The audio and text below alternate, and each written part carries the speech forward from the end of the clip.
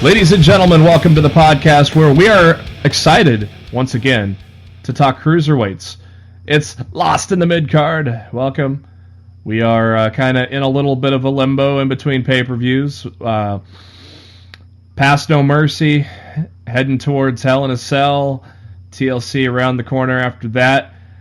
But so there wasn't much we were wondering about to talk about this week, except, wow, the Cruiserweights were given the ball, and they knocked it out of the park. We will discuss once we hit Monday Night Raw.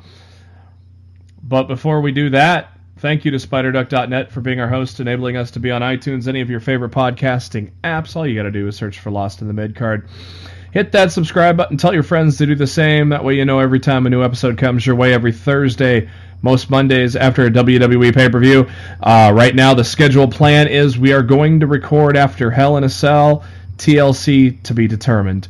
So stay tuned for any updates on that front. And you can also subscribe to us on YouTube. The links to all that on our Facebook page. Go to the notes section of facebook.com/lostinthe-midcard. Go to the pinned tweet on our Twitter at LITMC Podcast, where Matt does a great job sharing the great tweets of the wrestling world, and there are a lot of funny ones and a lot of good ones out there. So make sure you follow us at LITMC Podcast for all of that. I'm your host, Jeremy Bennett. You can find me on the Twitter at JB Huskers. As always, my co-host, he is on the Twitter at RawF_Showtime. It is Mr. Matt Black. Matt, how you doing? I'm doing better than Enzo. How you doing? We got a cup of hate. Looks like we got a lot of haters over here. I don't know. I mean, as long as Enzo is willing to take a beating, I'd have to say Enzo's probably doing pretty damn good right now. That was an awesome end to Raw, wasn't it? Awesome end of Raw, and I thought it was an awesome episode of 205 Live. That too. I caught 205 Live this morning, so that too. We'll cover both of those in detail once we get to that. But first, let's cover some headlines. First, the big news of the week. Unfortunately, it was announced on Monday that Jeff Hardy will be undergoing surgery to repair a torn rotator cuff. He will undergo that surgery on October 3rd, according to WWE. If you watched Raw this week, you pretty much are aware that Hardy is going to be gone for a while.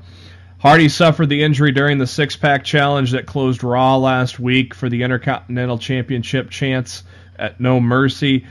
They say torn rotator cuff, possibly a torn labrum. The doctors say once they get in there, they're going to look at the labrum as well and see if that's been torn as well. Jeff Hardy spoke with WWE.com, said the timing of the injury is depressing. Dr. D'Aquino says it's a full thickness tear of the tendon and a couple areas of the shoulder. He's going to go in for evaluation, probably surgery next week. Typical rotator cuff surgery. Some recent examples, Sheamus about 3 or 4 years ago. Randy Orton most recently. 4 to 6 months is the time frame. So unfortunately, Jeff Hardy will be on the shelf, but in an interview with WWE.com, Jeff said even though he won't be wrestling, he may be on television. So that's cool. You'll still get to see Jeff Hardy, maybe in the capacity that you saw him this week when Matt tagged with Jason Jordan. Yeah, that better be short-lived. Yeah, I don't think that's a permanent team there. I think that damn well better not be. I think that was a let's get a pop for Jordan after he got booed out of the building at No Mercy. Now, Jeff mentioning that he'll be on TV, is that, and Matt talking on Twitter, is this going to make Matt even more broken? And maybe the next time we see Jeff is as Brother Nero, Matt? Do you see that? I have no idea what they're planning. Absolutely none. I hope that's the plan, though, right? Only time will tell. If they keep on doing stupid shit like tagging on with Jason Jordan, we're not going to get what we want. You know, as far as I'm concerned, Matt, if Jeff's going to be on TV, Matt needs to be a singles guy with Jeff Hardy as his manager. Yep. Honestly, I don't see any reason why Jeff just can't go home and recover from the surgery and be with his family. You know, I really don't see why that dude needs to be on the road. Oh, he'll probably be doing that, and then he'll probably return. I would guess, just to hypothesize, I would guess, Hardy will be gone for a couple months, and he'll come back around Royal Rumble, the build to the Royal Rumble, and who knows, man? Maybe Matt Hardy could be a factor in the Royal Rumble match this year. How cool would that be? Yeah, I don't find it likely. No, right? I think I said this. I know I said this months ago, but my gut feeling for the Rumble winner at this point would be Finn Balor, but I don't know if I have zero faith in that happening. I don't know if Vince's wet dream is going to get in that way and Roman wins it again. You damn well know we're getting Lesnar and Roman at WrestleMania. That almost makes it's about as etched in stone as it can fucking get right now. Oh yeah. And the only saving grace is that means somebody from SmackDown Live is going to be winning the Royal Rumble this year. Kevin Owens, unless he moves to Raw on a shakeup. I think KO's back to Raw after Hell in a Cell. I think after Hell in a Cell they're going to do another shakeup, and I think KO's as good as gone. You know what? I didn't say Finn Balor months ago. I said AJ Styles. I see that. I could see because I said as long as he remains on SmackDown. Yeah, I said they don't do anything stupid. I could see AJ winning the Royal Rumble. I remember it now because I said this on the show a few months ago. I could totally see Vince giving this to AJ for the great job he's done, the merchandise he's sold for almost 2 years now. I'm sure he's up there as some of the top merchandise sellers in the company. What? Look, if WWE wants to make right by the fans who are going to be traveling to New Orleans next year, as much as everybody does not wish to see Brock Lesnar versus Roman Reigns again, at least give them a title match that they're going to want to see on the SmackDown brand, and let Nakamura defend the WWE Championship against AJ Styles. That'd be so badass. And let Nakamura win the title at Hell in a Cell. Let him run with it till Mania, and let Styles beat him in Mania. That would be badass. That's what they should do. And I'm going to Mania, so hopefully that happens. Because at least that way Vince could be like, look, you don't like this one match, but look what I'm giving you over here. Yeah. And it's kind of, it kind of balances each other out. It makes the internet happy. See, it makes my girlfriend happy that Roman will face Brock, and then it makes me happy that AJ will face Nakamura, so... Everybody wins in this situation, and man. Everybody wants to see that match in WWE. Oh God, yes. Like if you didn't hear the fucking reaction, you're deaf to their little thing at Money in the Bank. Like I don't know what to tell you. Like it's money, and that just seems like a no-brainer to me. If Vince at any point wishes to actually prove that he gives a shit about his fan base, and you're so dead set with your heels dug into the ground on doing Roman and Lesnar at Mania, at least make the WWE Championship a match that everybody else wants to see. I hope, discussions with Vince, Triple H, Road Dogg, hopefully there is that compromise where Vince where Triple H and Road Dogg get in Vince's ear and say, we need to have this if you're going to have this, and hopefully that those conversations take place. One could only hope. Monday also gave us an injury update on Cesaro. Of course, we saw the brutal footage at No Mercy with Cesaro. Originally thought maybe his teeth were knocked out, broken. No, they were fucking shoved 3 to 4 millimeters up his gums. I think that's almost as worse as breaking them off. But at the same time... Yeah, I'm sure Mick Foley can relate to that. Yeah, Mixter tweeted at him. And Natty did too, because I didn't realize Natty got her teeth knocked out once. Yep, I can't even remember who it was against, but she definitely, got busted up at one point. Yeah. So Cesaro will be on the mend. God, props to him for showing up on Raw. Hopefully he wasn't forced to, but maybe it was, well, I'm here. I might as well kill the time instead of sit around and be in pain. I don't know. But props to Cesaro for A, finishing that match, and B, showing up on Raw the next night. But Cesaro should be healed up in no time, and return of one of the better tag teams of 2017. This just in from Ryan Satin at Pro Wrestling Sheet. The Young Bucks have been hit with an actual cease and desist for the Too Sweet Hand gesture.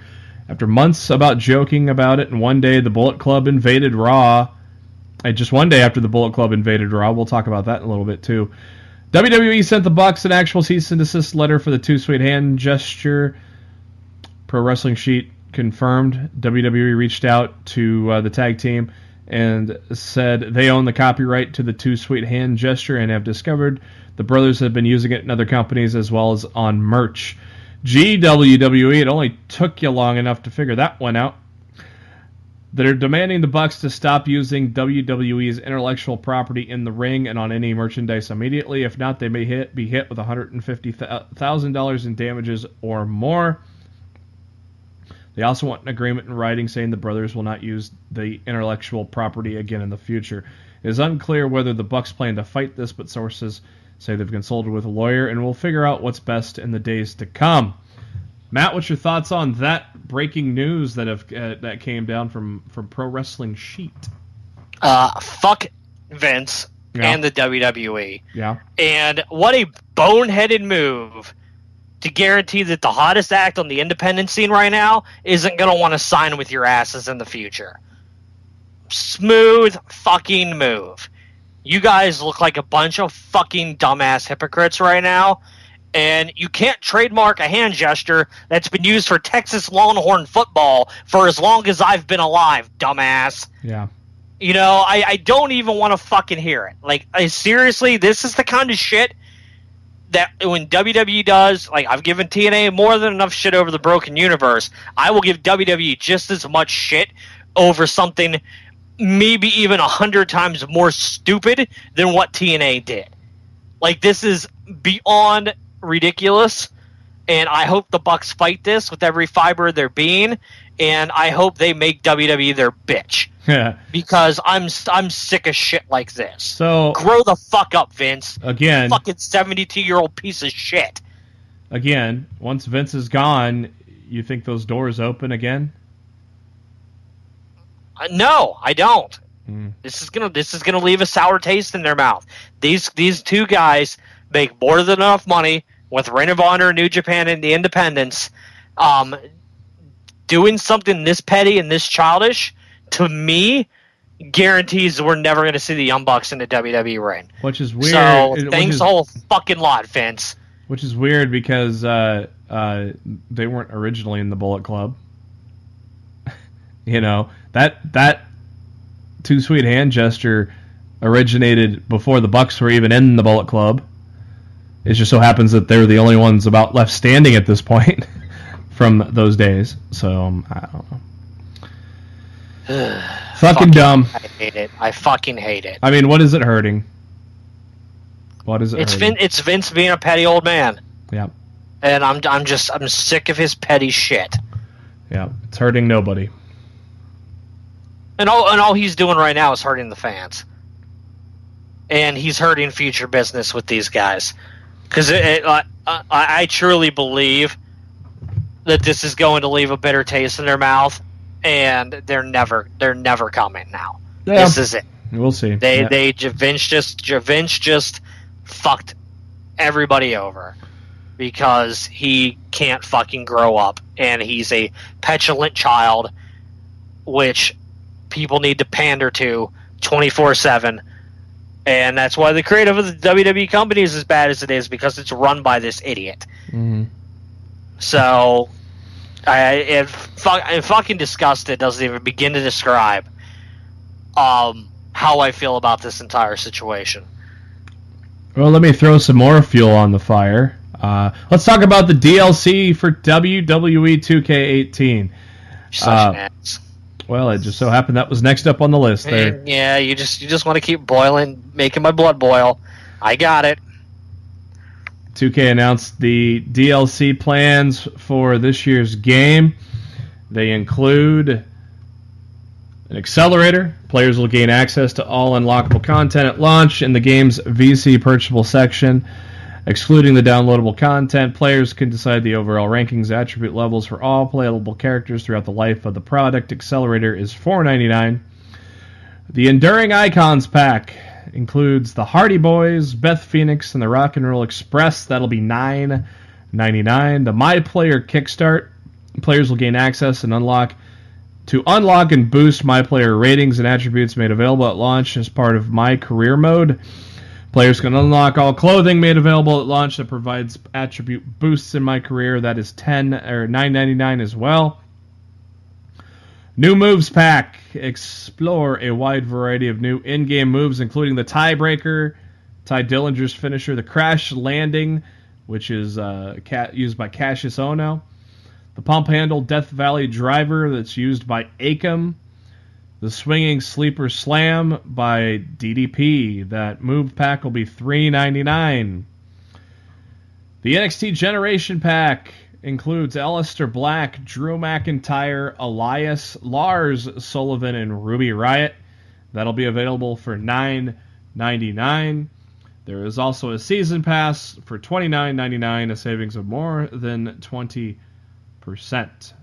Matt, what are your thoughts on the DLC plans for 2K18? I want to know why we're paying $30 for the same DLC pack that we paid for last year and getting a third of the content. We're getting 10 wrestlers this year. Last year we got around 30. We got arenas last year. We got a Hall of Fame showcase last year.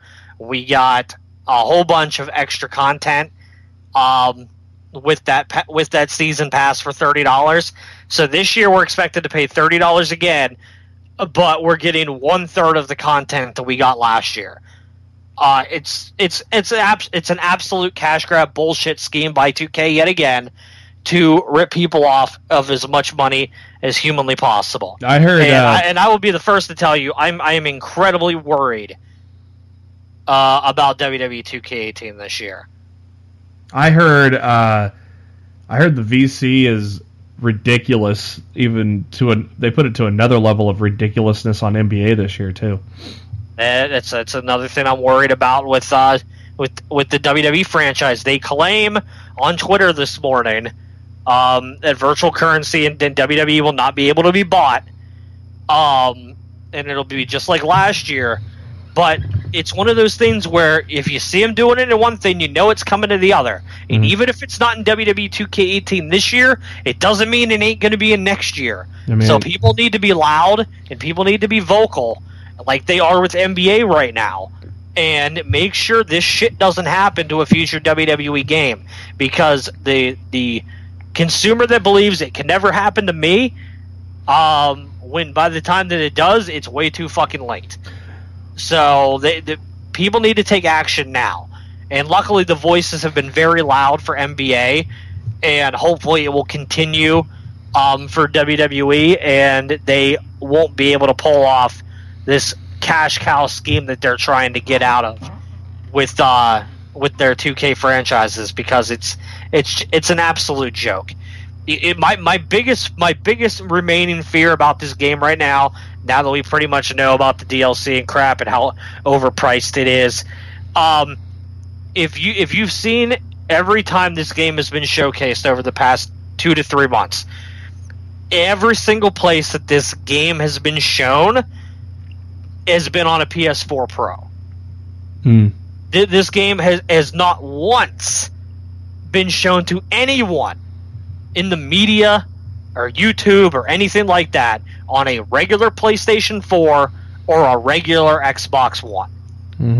And that leaves me to worry quite a bit that 2K was so fucking focused on optimizing the power of the Xbox One X and the PlayStation 4 Pro that us owners of the Xbox One and the PlayStation 4 are going to get dicked over and we're going to get a game that does not play as well and it does not look as good as those games' counterparts because they were too focused on a product that a fraction of video game owners actually have purchased and owned right now. Yeah, and right now, I mean, I've barely played 16 and 17, so I'm right now not planning on it unless you go, oh my God, best wrestling game of all time.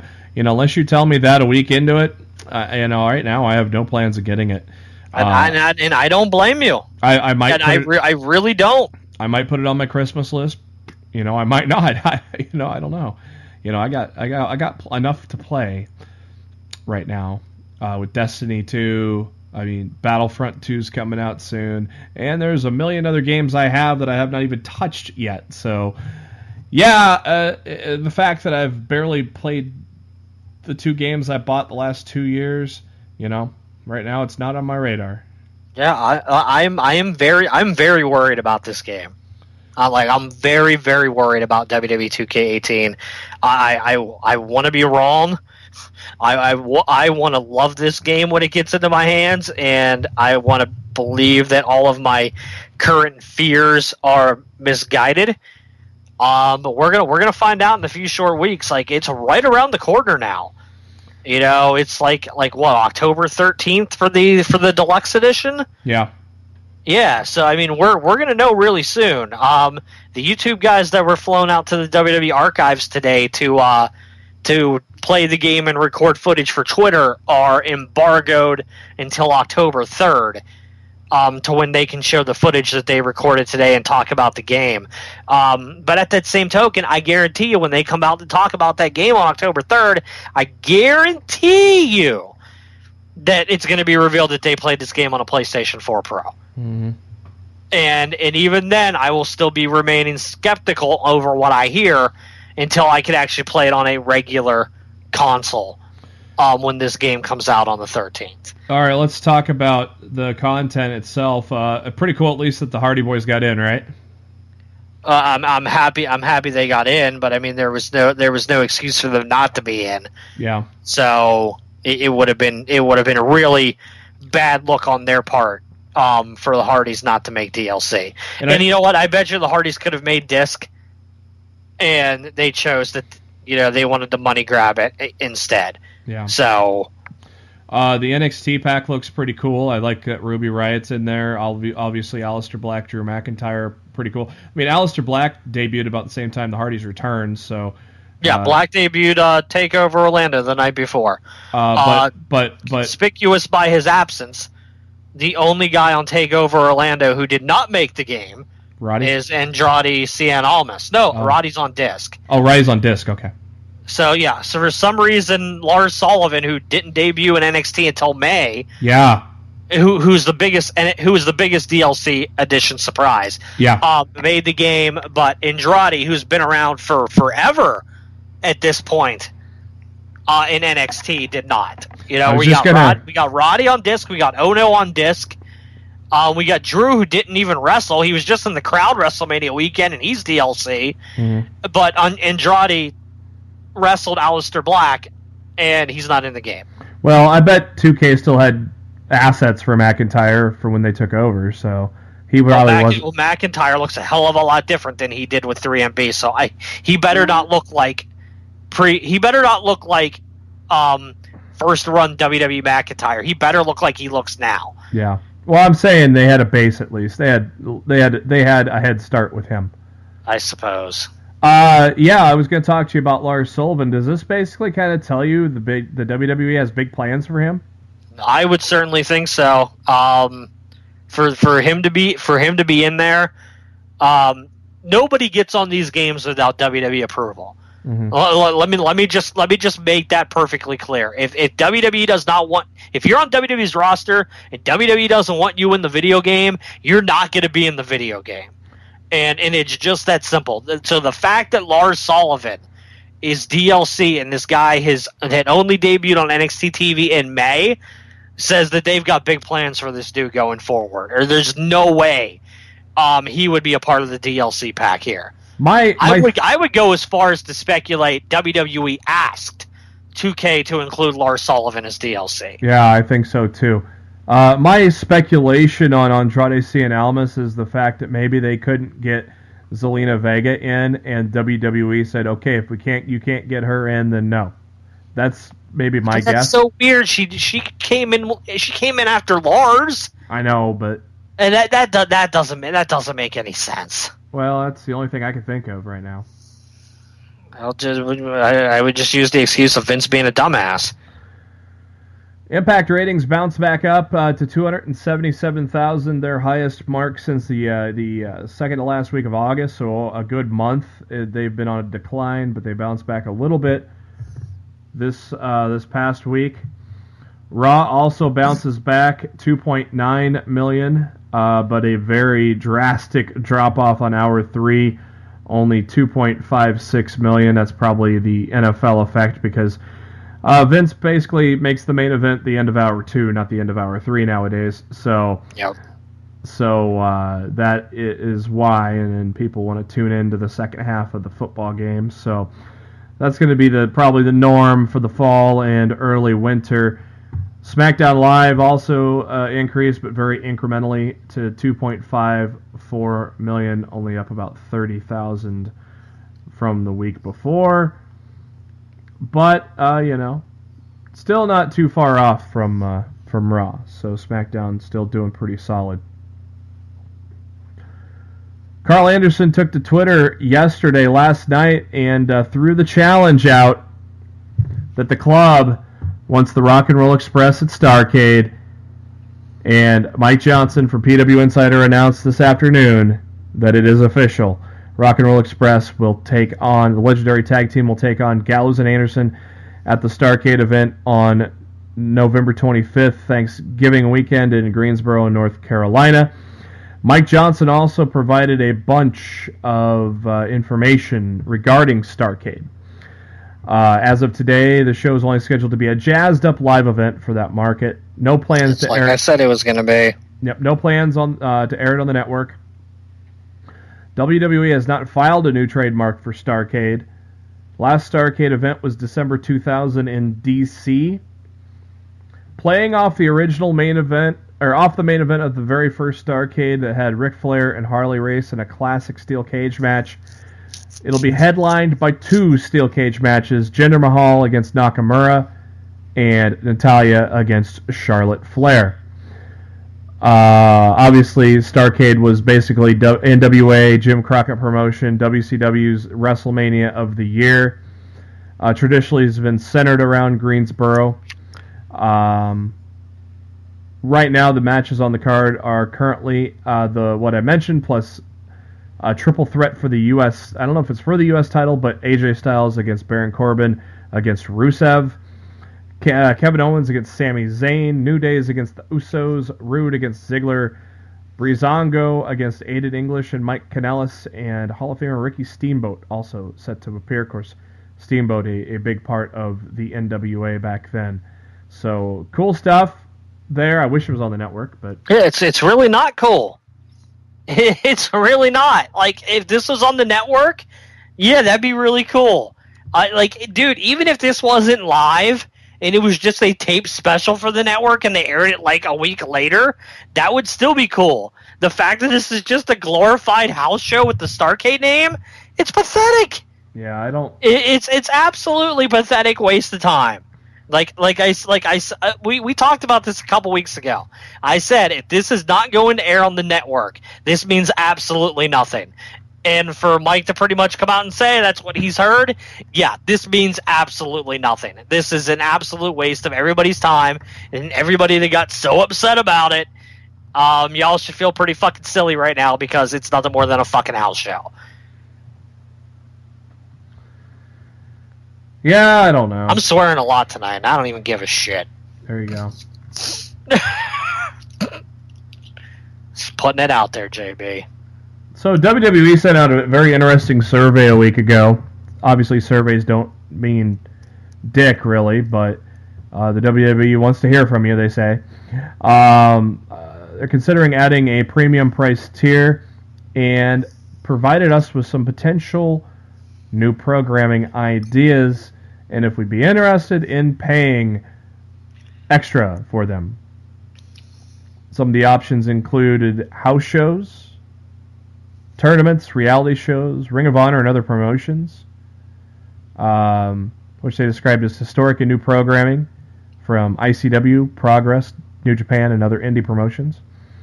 Other options included the WWE Director's Cut, a show that puts a new twist on classic content such as WWE Legends, narrating historic pay-per-views, or current superstars providing their perspective and analysis on classic matches and events. An audio channel, a section of the network for listening only that provides audio play-by-play of pay-per-views, music playlists, sports radio-style call-in shows, and podcasts. Lost the Midcard.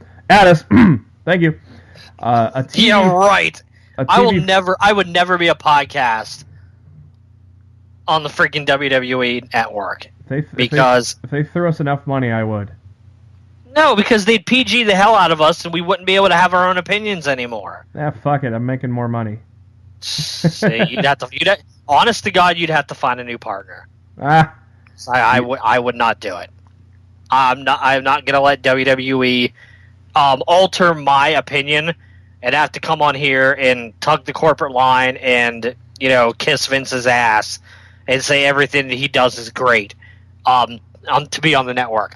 Would I love to be a part of a bigger podcasting network? Yes. But through WWE, I don't want. That's not the way I'd want it. I wouldn't want it to go down like that. Everybody's got a price. Let me put it this way: they can't afford me.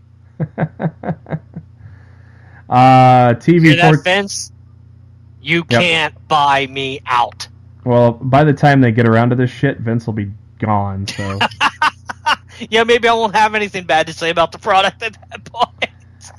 Other options: a TV 14 in-ring show, a new weekly version of ECW. You fucked it up the first time, and that was TV 14. But if they let Triple H and Shane run this one, true. I'd actually have some interest in that. I did get this survey in my email, and I did rate that rather highly. Local tournaments that take place in your home country, featuring local talent, similar to the UK Championship Tournament. Special live events, one-time live events from unique locations around the world, featuring an unexpected main event. TNA is in here. Vince is probably getting ready to buy it. Historic and new programming from TNA, Impact / Global Force Wrestling. Original scripted comedies such as Superstar Roasts. Well, Enzo's been doing that pretty good, hasn't he? How you doing? Southpaw Regional Wrestling, yeah. Or WWE's version of The Office, which, if done well, would be probably funny. Original scripted dramas, wrestling-themed series. This is weird. Inspired by wrestling's colorful and rich history, such as WWE's version of Game of Thrones. Yeah, what the fuck? That was a real what the fuck for me. I'm like, are you fucking serious right now? You rated that one pretty low, eh? I don't think I gave that one anything. Then asked how much each idea a person would pay for it on the tier, with a total adding up to 10. Also considering options like giving breaking news to subscribers first, free shipping on products, which would be huge because shipping. I actually liked the discounts on the merch and the free shipping on shop. I like that a lot. So, I mean, shipping's $7 or something. So, free swag, early access to tickets, among other things. What did you take out of all that, Matt? There's some interesting concepts that they're toying around with, and as long as it's tiered and not required, I don't see a problem with it. Like, you're already giving out your tape library at a steal for $10 a month anyway. I mean, that's why I could be so frustrated with the product at times. I'm not going to cancel the network because while Vince's pay-per-views might drive me nuts, I'm still getting NXT. I'm still getting 205 Live. I'm still getting some great specials that they do with the WWE 24 stuff. And I got the entire tape library of the old stuff that I still love. Mm-hmm. That I can just turn on, as background noise or whatever in the middle of the day when there's nothing on TV. To me, WWE Networks, as much as Vince can make me hate the main roster product at the time, I still think WWE Network is a fantastic value for $9.99 a month. So, so it looks like it was under the impression that each of these would be like a la carte, where you would add each one had a. Well, what they did on the survey is they separated stuff up into sections, and they'd ask you like from, it was like 5 different things, from like very interested and not interested at all. Then they would take the ones that you were interested in on the next page, and they would give you, I guess, $10 to spend is the way that they worded it, and you could put money figures into the options that you found to be most important. And I bet to me it was just basically on a 10 scale, which things are most important. So I put like 4 into one thing, and like 5 into one, and 1 into one, stuff like that. Like some I didn't put anything in. It really just came down to what I would actually enjoy when it came down to that stuff. I thought the survey was good. I mean, I'd be definitely interested in some of their ideas. Like some of their ideas were like worthless. Like I was just like, I'm not interested in this at all. Like oh man, I'm trying to remember one of their stupid things on there, like ability to share on social media what you're watching. Yeah, or like, hey, I'm watching blah blah blah right now on the WWE Network. I'm like, why the fuck would I care about this? I'm watching Total Divas. Why the fuck would I pay more? It's just duh. And in response to this, Matt Hardy went on Twitter and said, he did. "Looks like the final deletion." Delete or Decay and Total Nonstop Deletion will be on the WWE Network before you know it. Wonderful! Yeah. I love you, Matt. Never change. WWE issued a statement on Jinder Mahal's Smackdown promo from last week. First off, yeah, that was maybe a little too far, huh? We didn't talk about it. Look, when you got Oakland, California, of all places, chanting "That's too far." Yeah. I think y'all need to freaking think of what the hell you're doing. Yeah. Home of the black hole. I mean. Yeah, exactly. I mean, that's that. When they think it's too far, maybe y'all gone too far. WWE's statement: just like many other TV shows or movies, WWE creates programming with fictional personalities that cover real-world issues and sensitive subjects. They, as a producer of such shows, corporate is committed to embracing and celebrating individuals from all backgrounds as demonstrated by diversity of our employees, performers, fans worldwide. Gee, that wasn't a copy and paste statement. Yeah, like shut the fuck up. You can paste whatever stupid statement in that you want to do. At the end of the day, this is fucking cheap heat. It's absolutely garbage cheap heat. You can get Jinder hated without him being anti-American and without him being racist. And it's lazy creative from Vince. It's 80s booking mentality that should have gone out the window a long time ago. And it ain't gonna go away until fucking Vince goes away. Yeah. And I know I'm beating a dead horse here with this stuff tonight. But Vince Whatever. is just fuck you, Vince. He needs to go. Like there's no other solution to this point than Vince needs to go. He needs to go away, and he needs to never come back. A couple of little small tidbits here. John Cena's The Wall will be on Amazon Prime starting on October 20th. That movie can't wait to not watch that. That movie actually looked kind of decent. So, but I don't know if I'll get around to it, but it looked kind of decent, so maybe I'll see it. If you have cable on demand, cable, satellite, on demand, whatnot, New Day appeared on True TV's Adam Ruins Everything, which is a pretty decent show. I enjoy it. I have not seen that edition of Adam Ruins Everything. What was he ruining in that episode? Mount Rushmore. Mount Rushmore, that's interesting. I wonder why the New Day were on that. I don't know, so I'll have to check that out. I will have to check that out. I do actually catch that show from time to time. It's pretty entertaining while being educational at the same time. Yeah, So And I mean, hell, I watched the shit out of Impractical Jokers. So, Olympic gold medalist Canadian Erica Wiebe, Wiebe, I don't Ooh. know. Erica Wiebe. I have no idea who you're talking about, but all right. Don't know how to say it, but even if you didn't know how to say it, I still don't know who he or she is. Who are we talking about? She won the gold medal at Rio in the Olympics last year, and she is now training at the Performance Center, so she could be the first female Olympic gold medalist in the WWE potentially. Oh God, is she going to be the illegitimate daughter of Kurt Angle too? She don't look like him. Well, but I'll tell you what, Jason Jordan doesn't look like Kurt either. No, but article I did on the DLC, I used Kurt Angle as the main photo. I have to send this to you, but this photo, you look a little bit. Look at it. It kind of looks like. Well, you can kind of see a little Jason Jordan in there if you looked at it. I'll send you the link. I think you're looking way too hard at something that's not there. Well, maybe I'm drunk. I don't know. Well, it's okay to be drunk. Yeah. That's your choice. Fansided recently interviewed COO of Ring of Honor, Joe Koff. And he goes, well, I don't think it's any secret. But, we will always welcome back Daniel Bryan to Ring of Honor.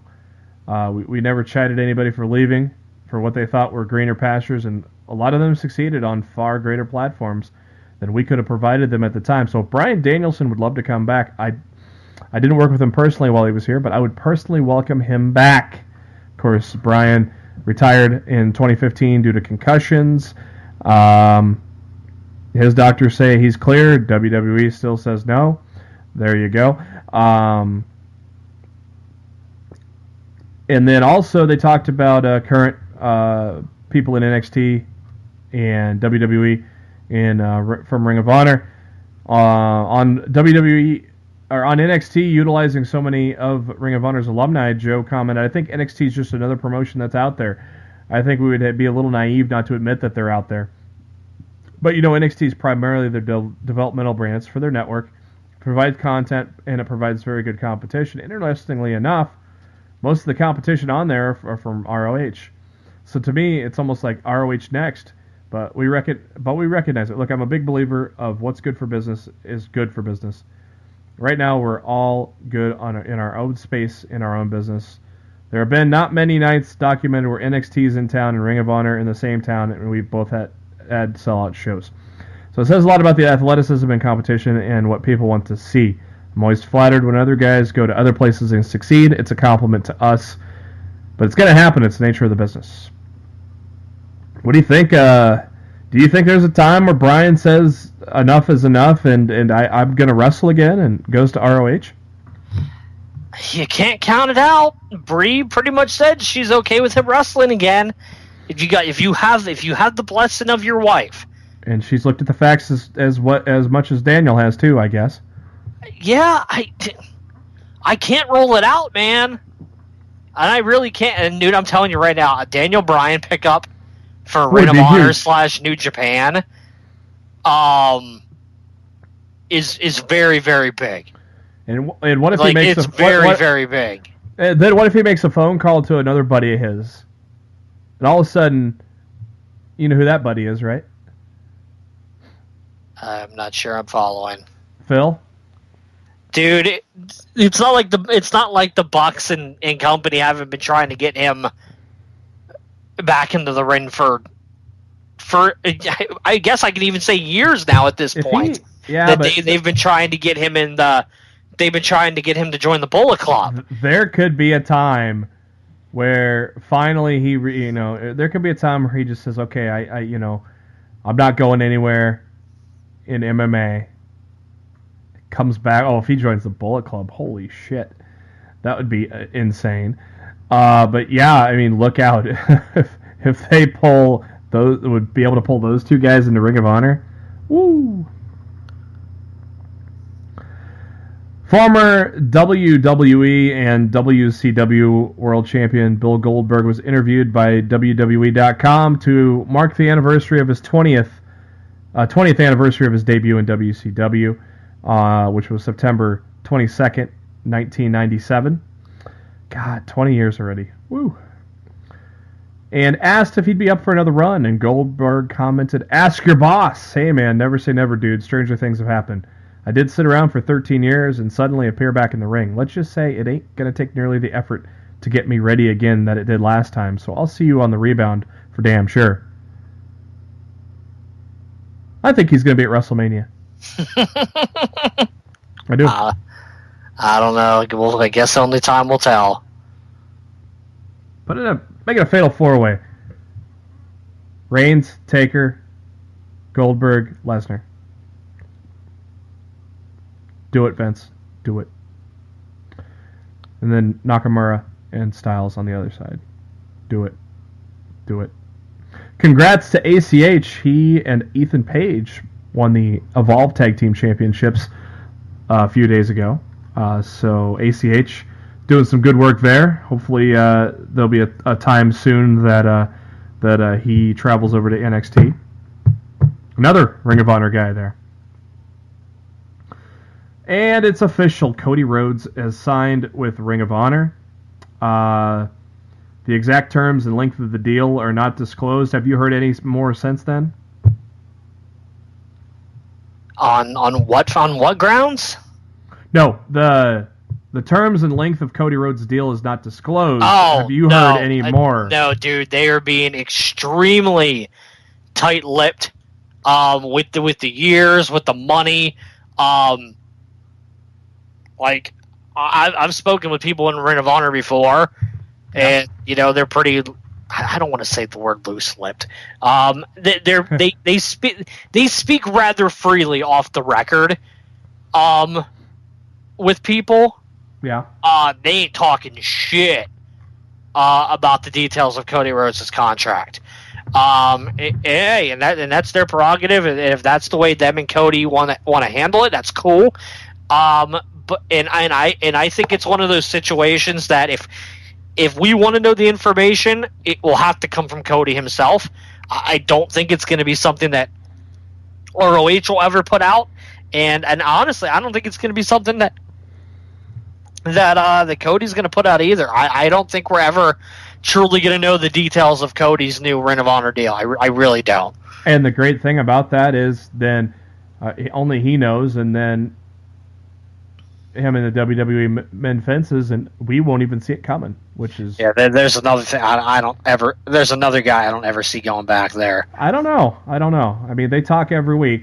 He's admitted to that. They talk every week, but I mean, mainly about stuff with his father, but stuff involving his father. And and that's one. Look, he remains cordial with them, but I think he's already in the life after WWE mode, and I think he's been more successful in the time that he's left that company than he was during his entire WWE run. I think the word it means a hell of a lot more now than it ever did during his WWE run. Yeah, but Drew's main mission when he was released was to go out, prove WWE wrong, and then go back. That was Drew's mission from day one. He always said that. Mm-hmm. Cody has made it clear that he's not interested in going back, and I don't think he will. I think when he signed pen to paper with Ring of Honor, that solidified the fact that he has no intentions on going back to WWE. I think he will eventually. He's 32, so. Continuing with Ring of Honor, scary moment on Friday. I also think what they're doing to his friends right now. Yeah, it doesn't help. No, it really, really doesn't. Like, they're really... I still think, though, once a certain guy steps down, that door... I mean, it's not going to immediately go wide open, and here comes Kenny Omega, and here comes the Bucks, and here comes Okada. It's not going to immediately happen, but it will happen. Once they see how the company is run under they already know how the company is going to be run under Triple H, because you see it in NXT, so... before I get to what I was gonna my next story here, I was gonna ask you who runs NXT when Triple H steps up to the WWE? Who do you think would be the Probably Regal. Probably Regal. That's capable hands. Yeah, I mean Regal's learning under Triple H right now. Anyway, Regal's like Triple H's right hand man down there right now. Anyway, so like I could totally see, if Triple H has too many responsibilities with the main roster and he can't handle, being down there with NXT at the time, I could totally see it being handed in the more than capable hands of William Regal. I always love when they cut to him in the office and he's like in the middle of telling just some crazy old story. Whoever thought of that? That was good. Nice little touch. Nice little touch. Scary moment from Friday's Death Before Dishonor. Bully Ray got clocked upside the fucking head. Clocked. I didn't see it. Oh, brutal. What happened was this was for the 6-man tag championships at Death Before Dishonor. I know Briscoe turned on him. Briscoes and Bully Ray won the qualifying match, so they got a chance to take on the Hung Bucks. And, yeah, Jay Briscoe says, all I've ever needed is my brother. We don't need you anymore.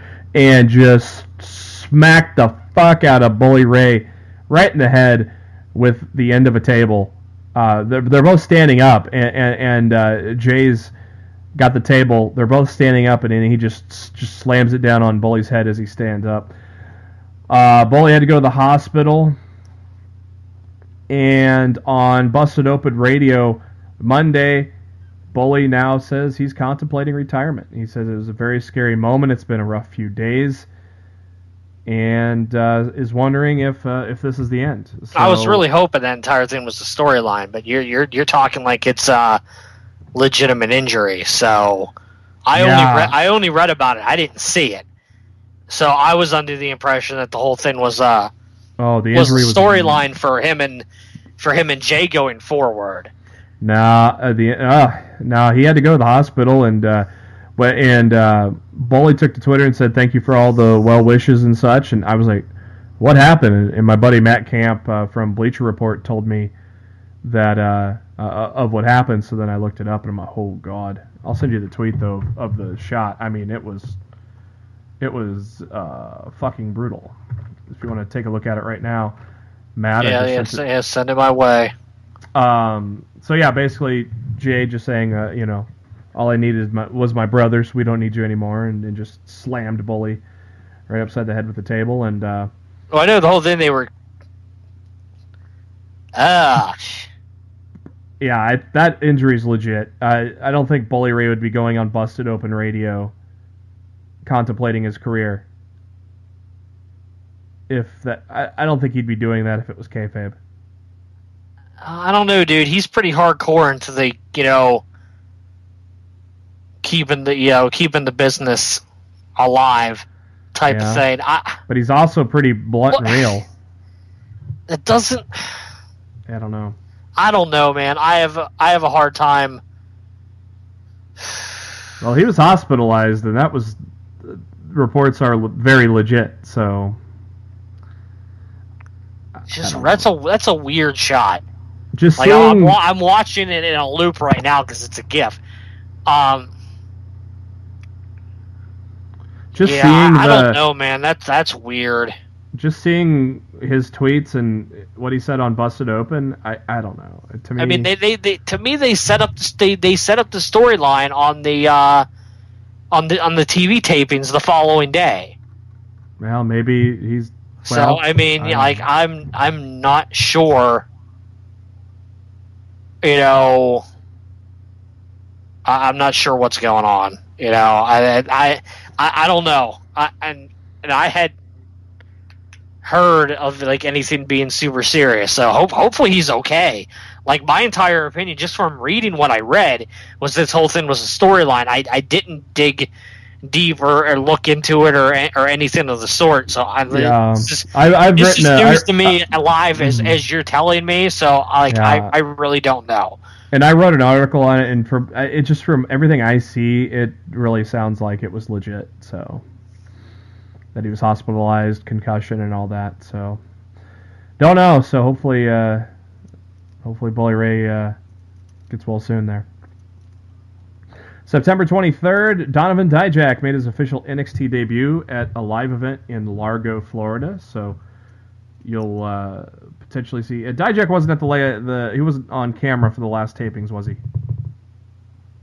I don't think so. I no, Rush debuted. I don't think Dijak did.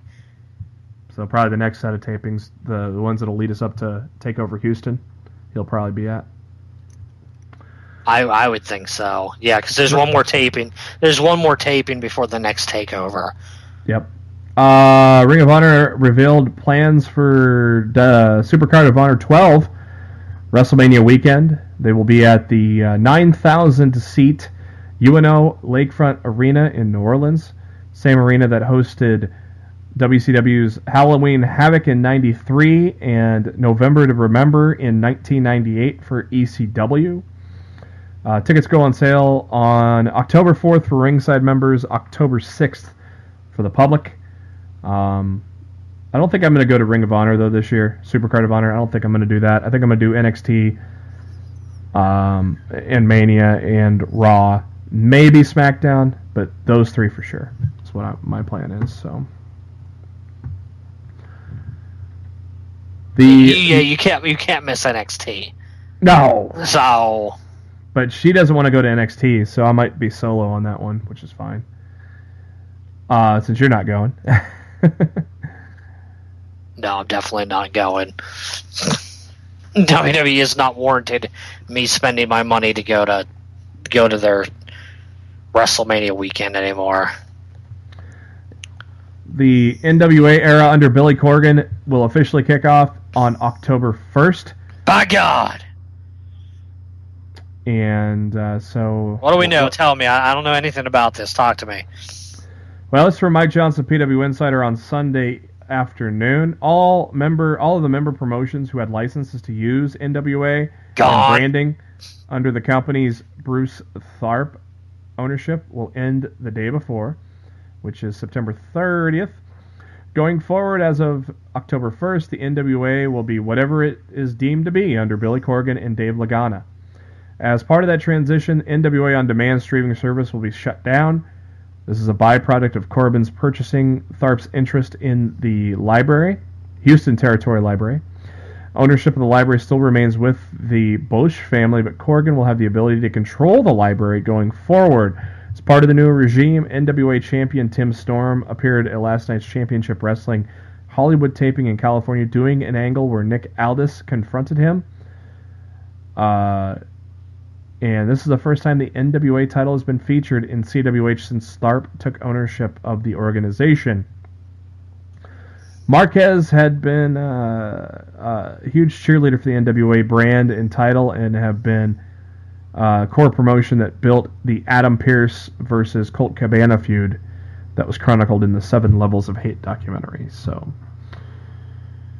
nothing really major going forward, just that Corgan will be under control over the weekend. So, the reason why you haven't seen the Power of Love lately on SmackDown is because of the Power of Love.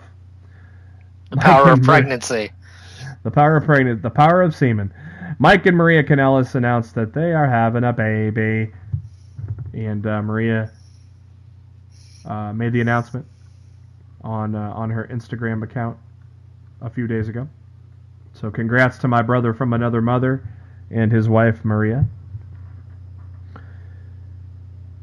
Bullet Club,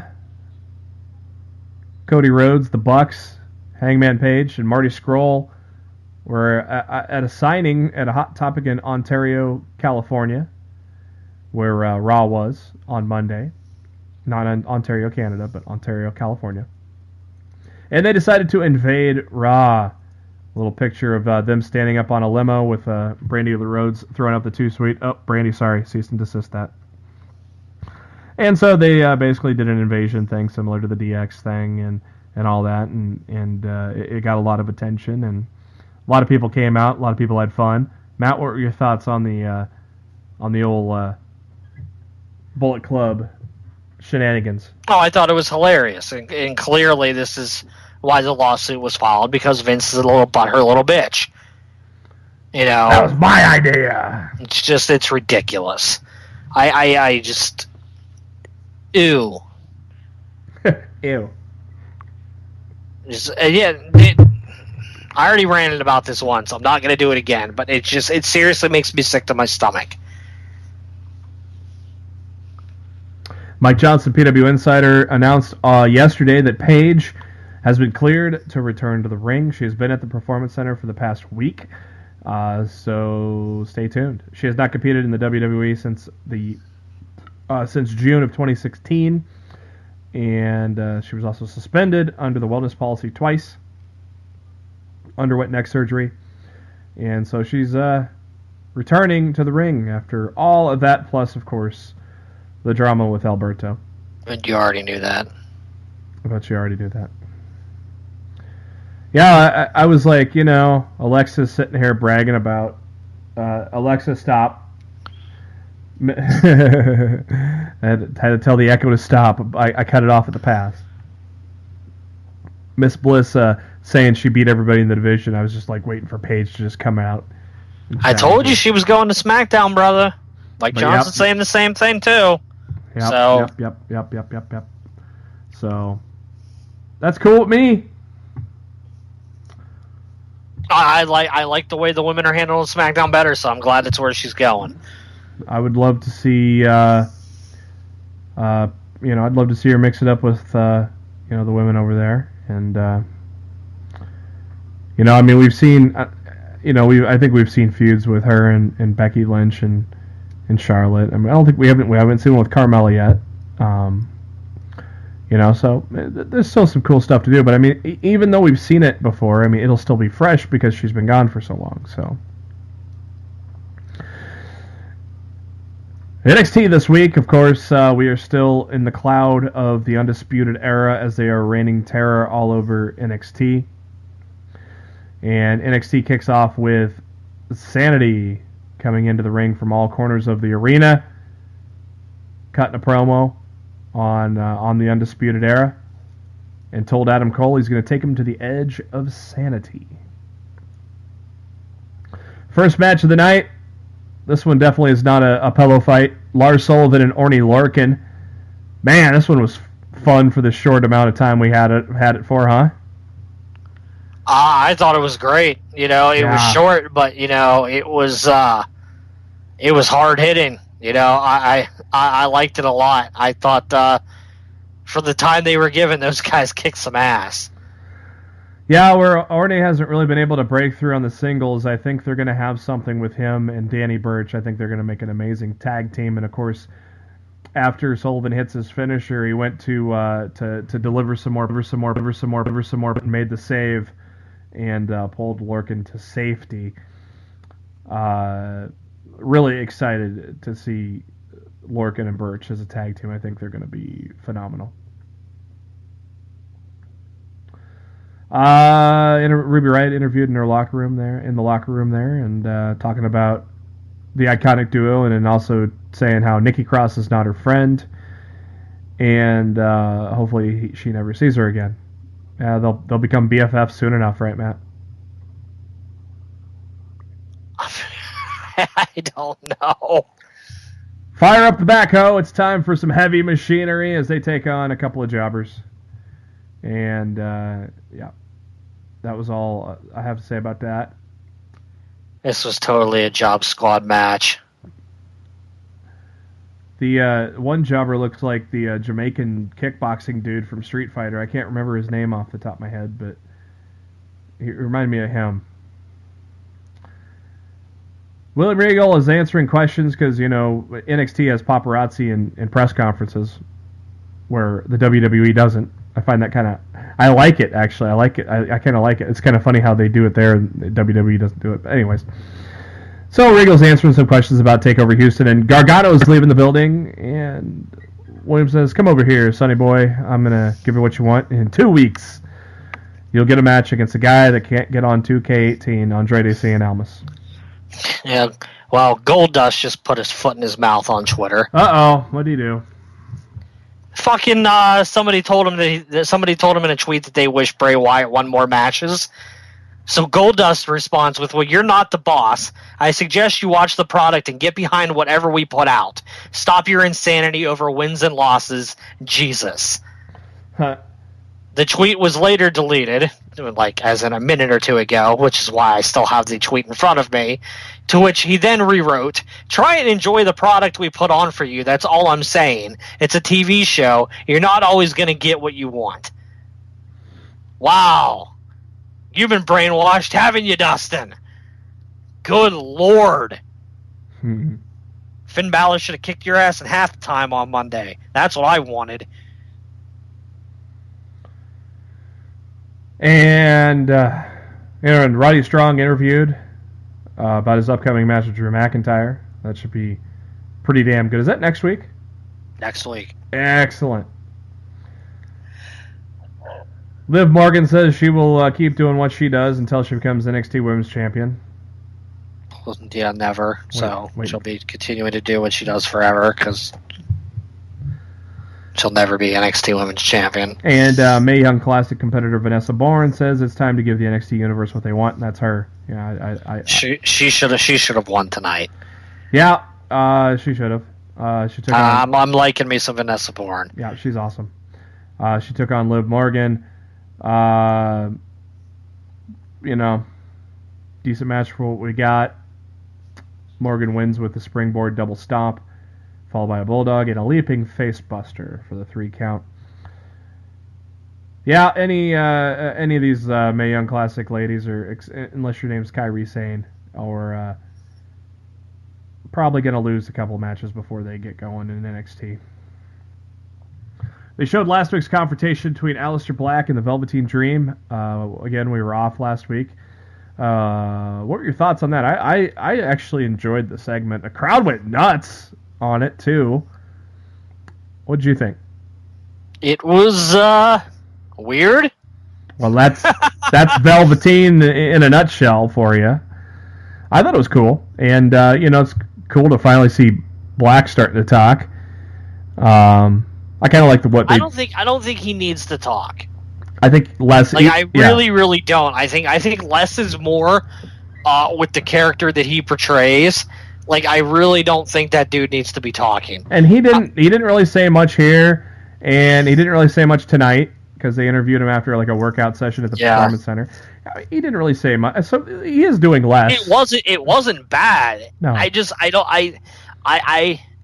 Goldberg was at his maximum efficiency in WCW and he wasn't talking at all. Yeah. Besides, "You're next." That's all he said. But of course, I just feel like I feel like Black would benefit greatly from not talking at all. And it seems like he's not talking a lot, so it's not like he's. Well, we don't know that. He just started talking last week, and then he talked again tonight. Neither we much. Don't know where this is going to go. Neither were much, though. So. Yeah, I don't know. I don't want to see them tear down and ruin what is unique about him now to fit their mold of what a WWE superstar should be.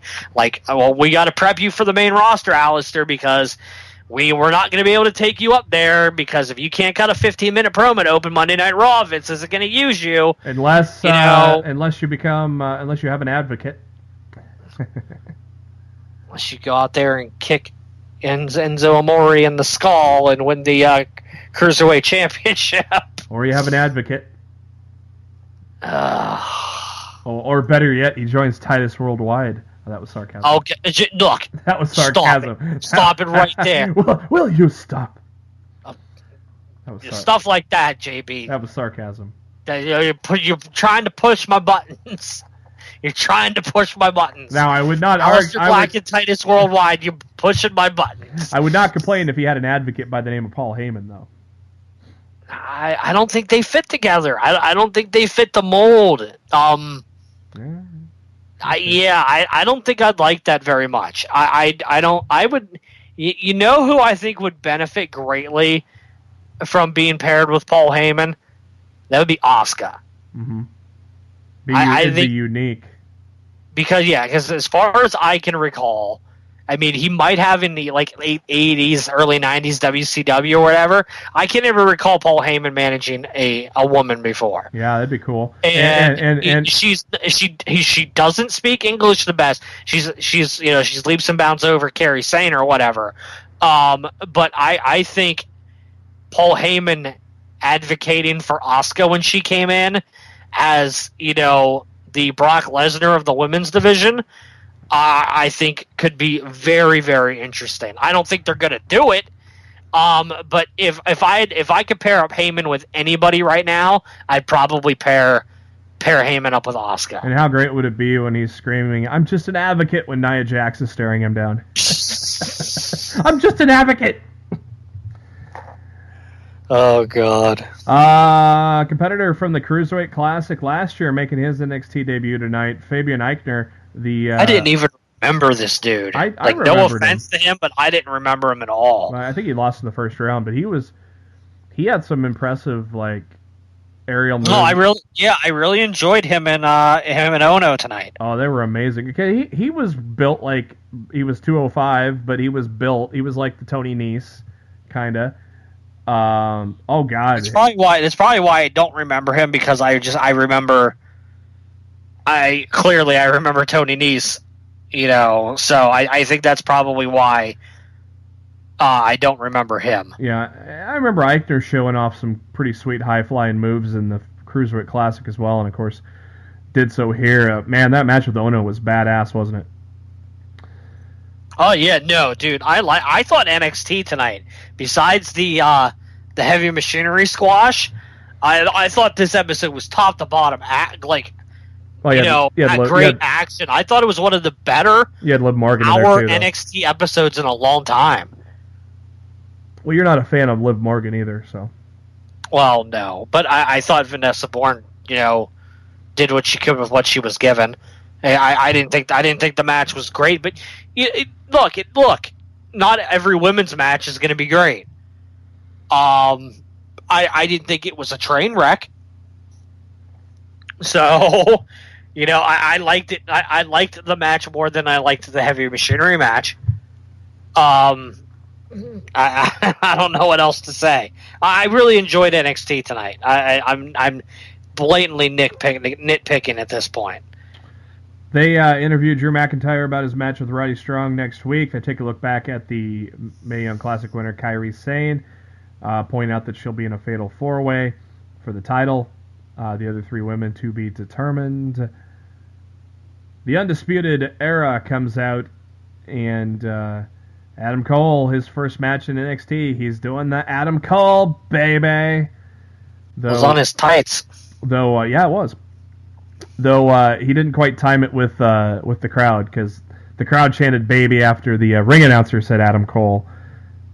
Because the ring announcer said Adam Cole, the crowd yells "baby," then Adam Cole goes "Adam Cole, baby." So he just work out a little timing there, and you'll get it. He does, the pointing, the one finger, does the same as he did in Ring of Honor. Good, cool stuff there. Cuts a promo. Says he doesn't know how this place survived without us. He goes, "Close your eyes. There's something in the air that feels new.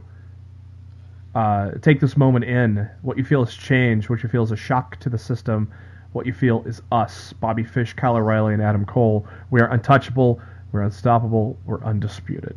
What'd you think? Of course, we heard it last week, and we heard it again tonight. What do you think of the Undisputed Era's theme? Kind of NWO-ish, isn't it? I'm not in love with the theme.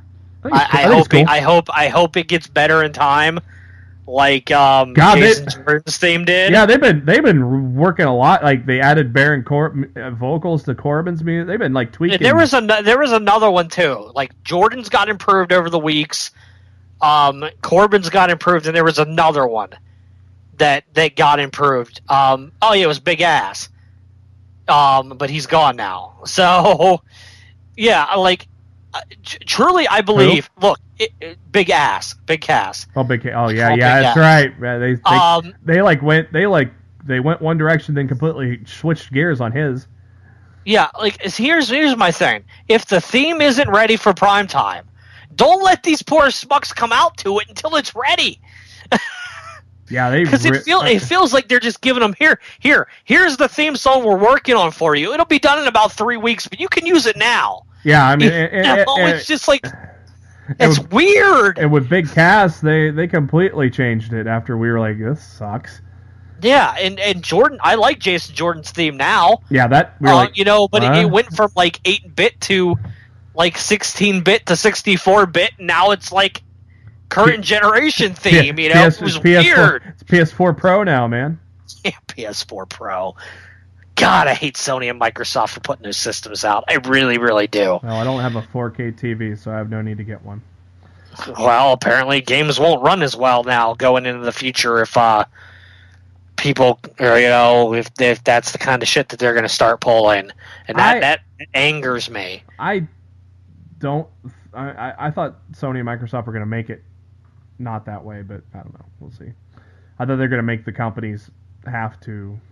I hope you're right. What were your thoughts on the main event? Eric Young, Adam Cole, baby. I thought it was good. I didn't have any problems with it. Well, I guess if I could say I had one problem with it, I thought it was silly for Eric Young to continually be distracted by Fish and O'Reilly when he had his own guys out there to handle the business outside for him. So I thought it made Young look a bit silly. Like, dude, you got 3 guys out there with you, and he's only got 2. I think they're going to have your back while you're in there, so you don't really got to worry about them out there. So...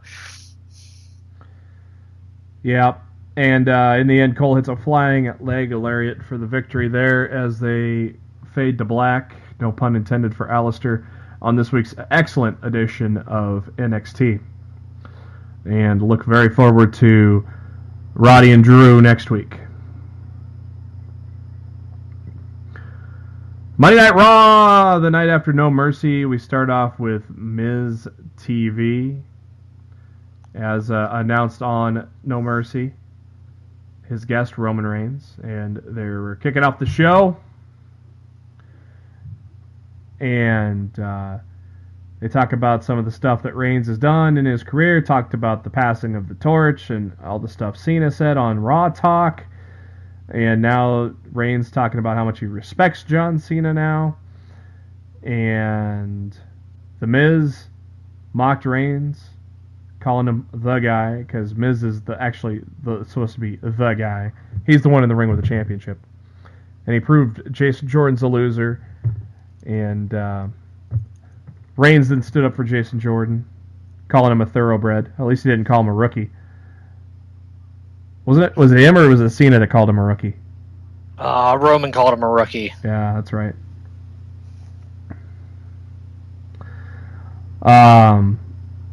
So yeah, and then they talk about Reigns talking about the only thing the Miz Taraj are good for is getting him a good beer, a cold beer, and Miz was mad because they don't drink beer on Miz TV. It's too classy for that, I guess. Whatever.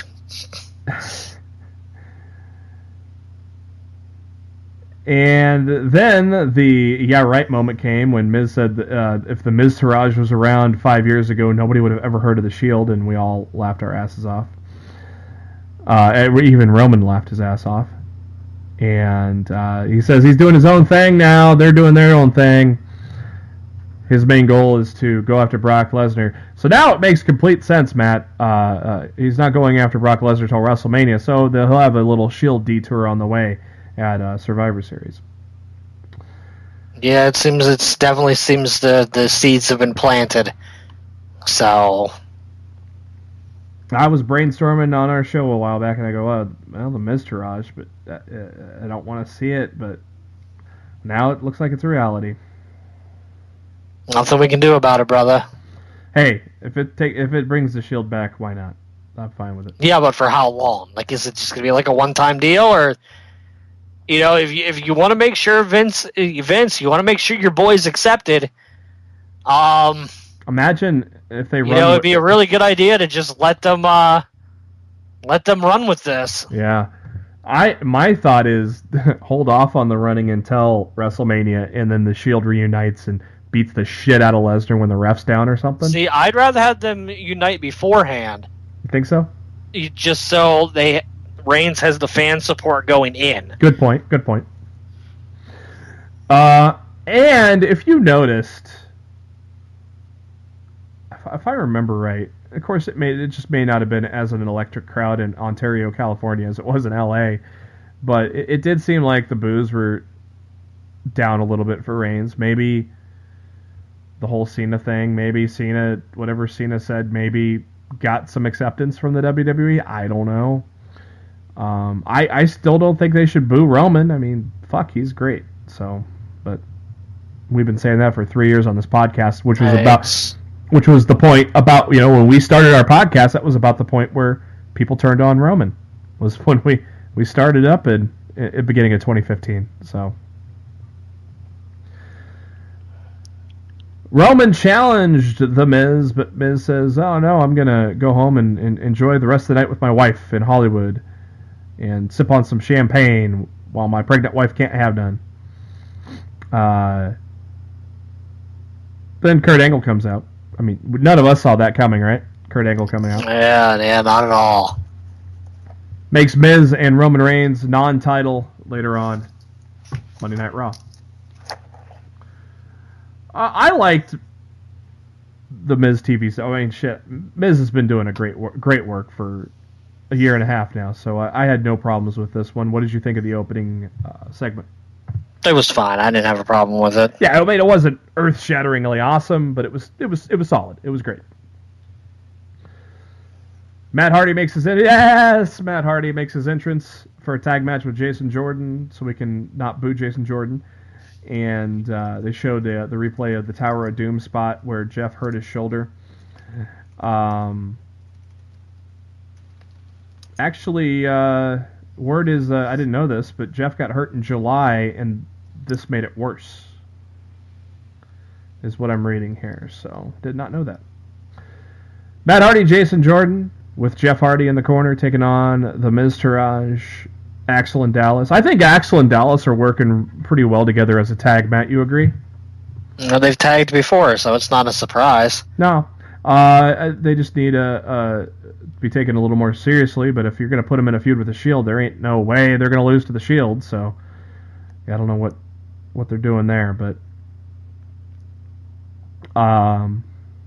in the end, Hardy hits Twist of Fate on Bo Dallas to get the win after 10 minutes.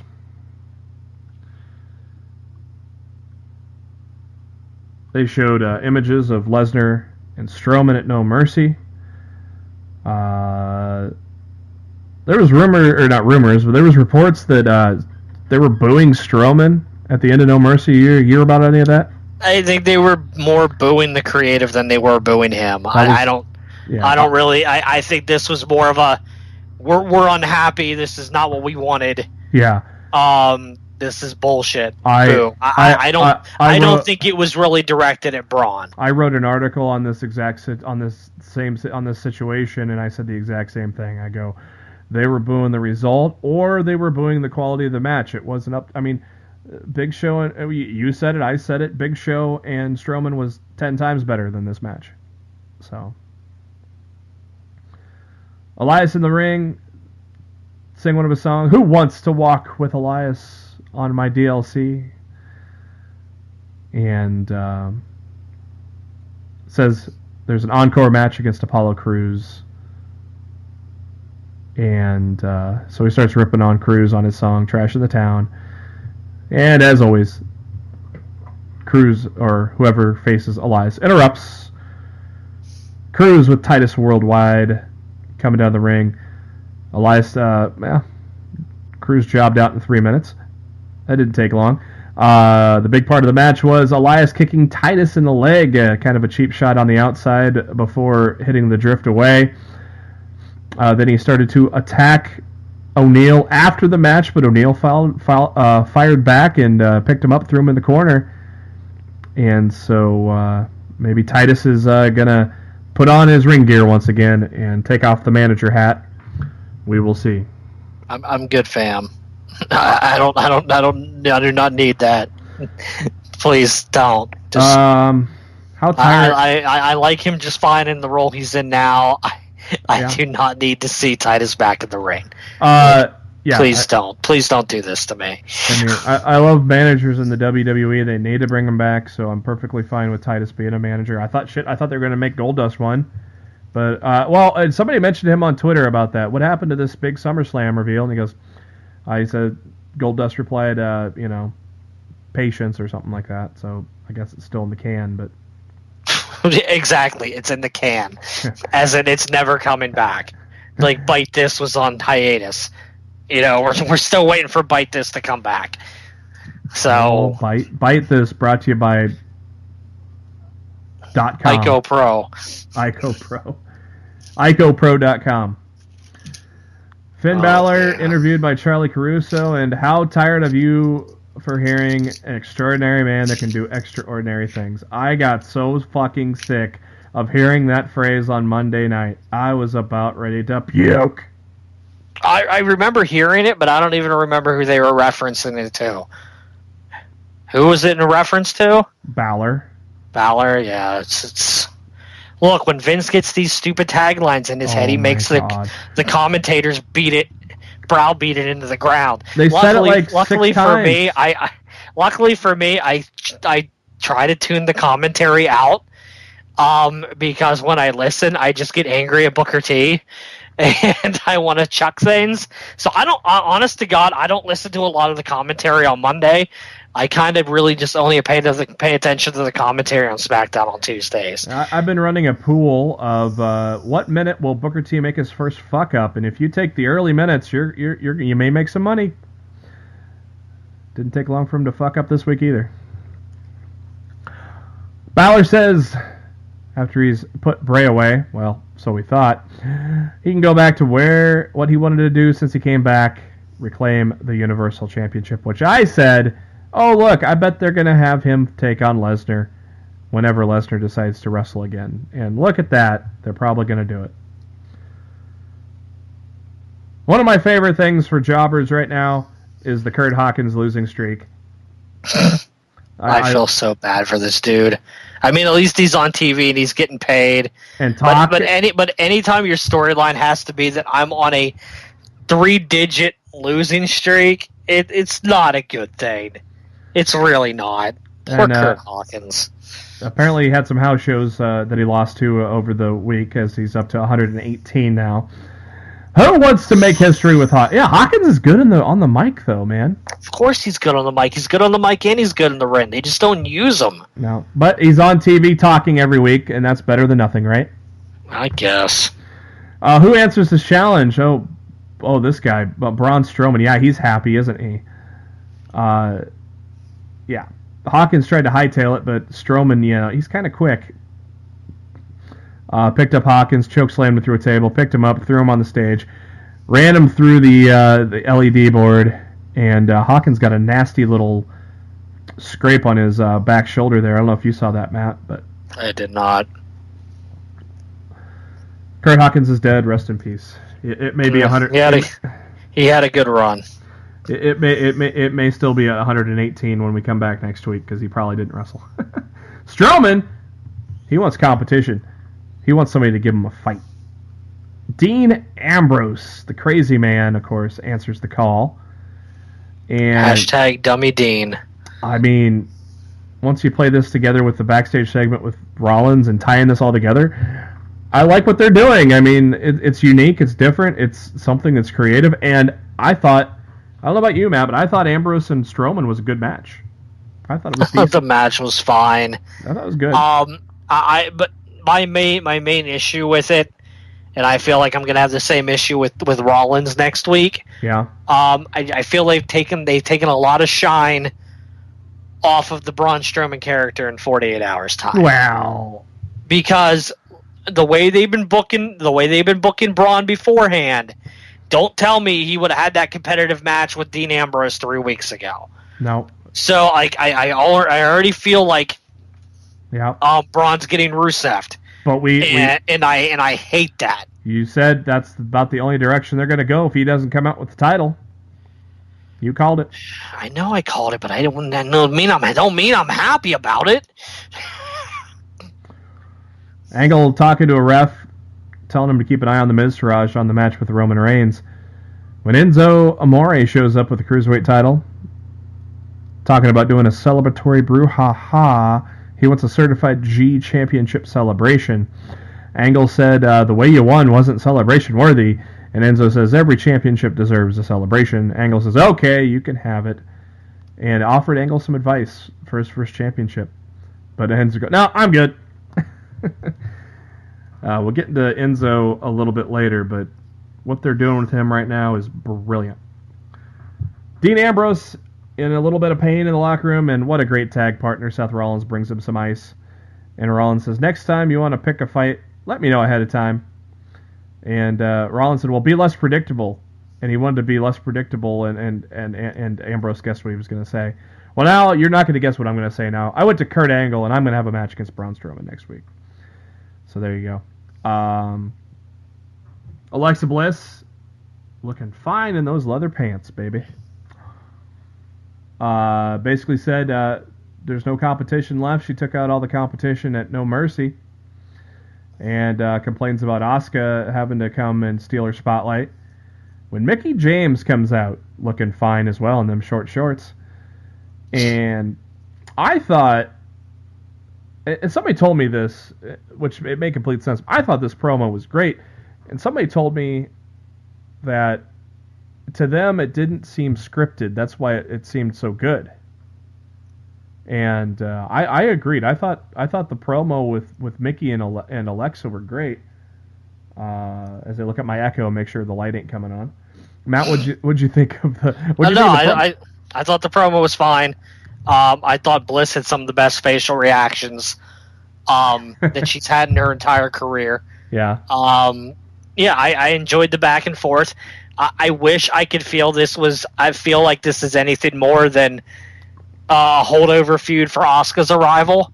Yeah, because Mickey's not been pushed. So exactly, it's an easy win for Bliss going into the feud, the imminent feud with the Empress of Tomorrow. So, but again, Mickie is nearly 40. You know, she may not be there to win the title. She just may be there to help the younger talent. So, you know, maybe this is what she wants to do. Only she could tell you that, though. If you want yourself a WWE Gold title, you can go bid on that at ConnorSecure.com. That title looked pretty sweet. They should have done that instead of red.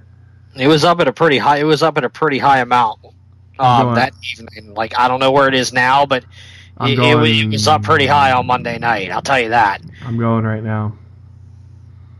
Yeah, I like the gold title a lot more than I like the red one. I really dug that a lot. I thought it looked really sweet.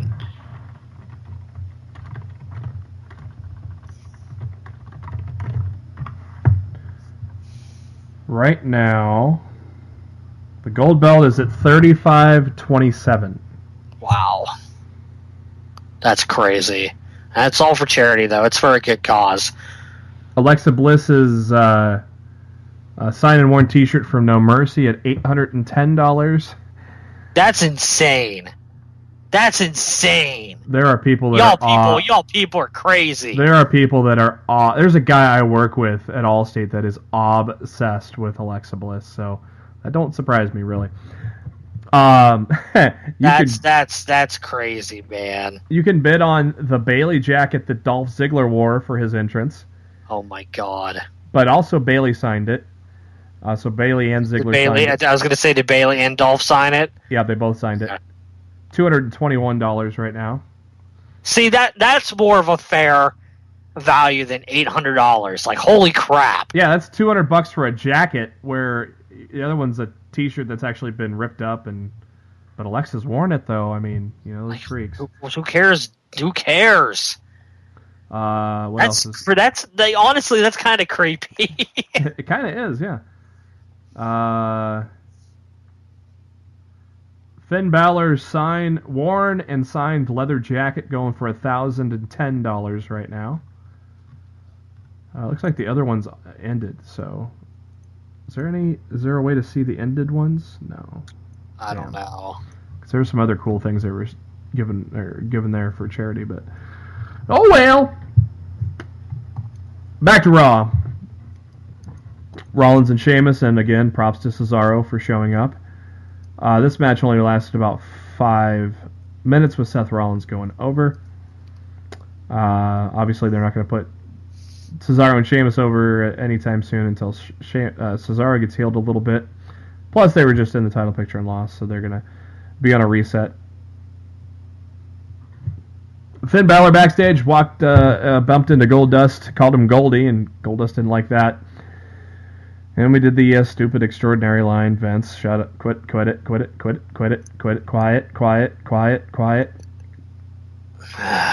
Goldust said he didn't need help, he could have done it on his own, talking about Bray Wyatt. Finn says he respects Goldust, considers him a friend, apologizes. And Goldust says he's sorry and extends his fist. And then Goldust punches him, beats him up, throws him into a barrier with injuring his ribs. And then throws out a movie quote, keep your friends close and your enemies closer. Godfather 2, 1980, I forget. I know you're not excited about it, but I think it's something cool that they've been doing with Goldust and Bray Wyatt. I don't like it at all, but whatever. I think it's cool. I like it.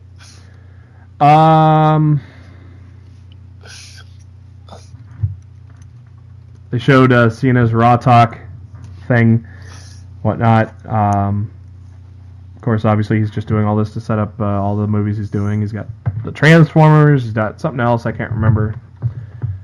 Lots of stuff going on, so you won't see Cena for a little while. Bye-bye.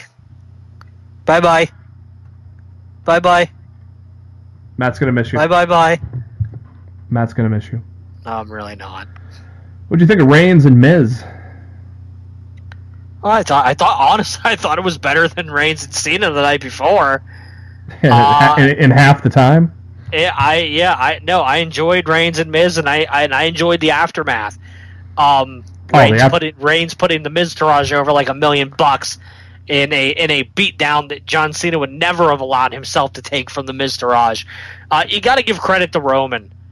Roman and Orton, I would say, over the last year and a half, have done so much for the younger talents. They know what makes the business work. People don't even open their eyes and realize how much these guys have done for the up and coming talent over the course of the last year. If you just look behind the scenes with Roman Reigns, you'll know how much he cares about the business. He is the Undertaker in the locker room now. I mean, he's the locker room leader for sure. I wouldn't call him the Undertaker, but he's definitely the locker room leader right now. It's what Undertaker did, but of course Undertaker had he also had influence over Vince too. I mean, he's the one that got Vince to talk to Brett after the screw job. So yeah, he doesn't have that much power, but with locker room leadership, it's similar to what Taker had back in his day. So yeah, great attack by the Miztourage. I liked how they went up the ramp and then they said, hey, let's go beat up Roman Reigns some more. So they did. And a little skull-crushing finale on the steel chair and all that fun stuff. Like, I knew they were coming back because they were all walking up the ramp. I'm like, Miz, you forgot your title. Yeah, you're right. Yeah. So, like, you never leave your title behind. So I knew they were coming back. But, yeah, the booking cynicalness in me is like, all right, they're going to come back and Roman's going to get up and beat all their asses. Nope. But, nope, they came back and beat his ass again. Like, Roman was taking shit like a champ, on Raw Monday. Like, really putting those guys over like $1 million. Well, this was his first night with the being the official guy now that Cena's gone, so... he had to do something big, so he did. He put over 3 guys. I know Matt's opinion on this, so we won't talk about it much, but Goldust Finn Balor went about 7 minutes. Yeah, it's about 4 minutes too long. Well, actually, you only saw 4 minutes of it because it was commercial in the middle. This match should not have gone through a commercial break. I thought it was a decent match. I know Matt's opinion, so I'm not even going to ask him. Bray Wyatt's logo appears on the screen, and the kid's singing. He's got the whole world in his hands. It's not over, Matt.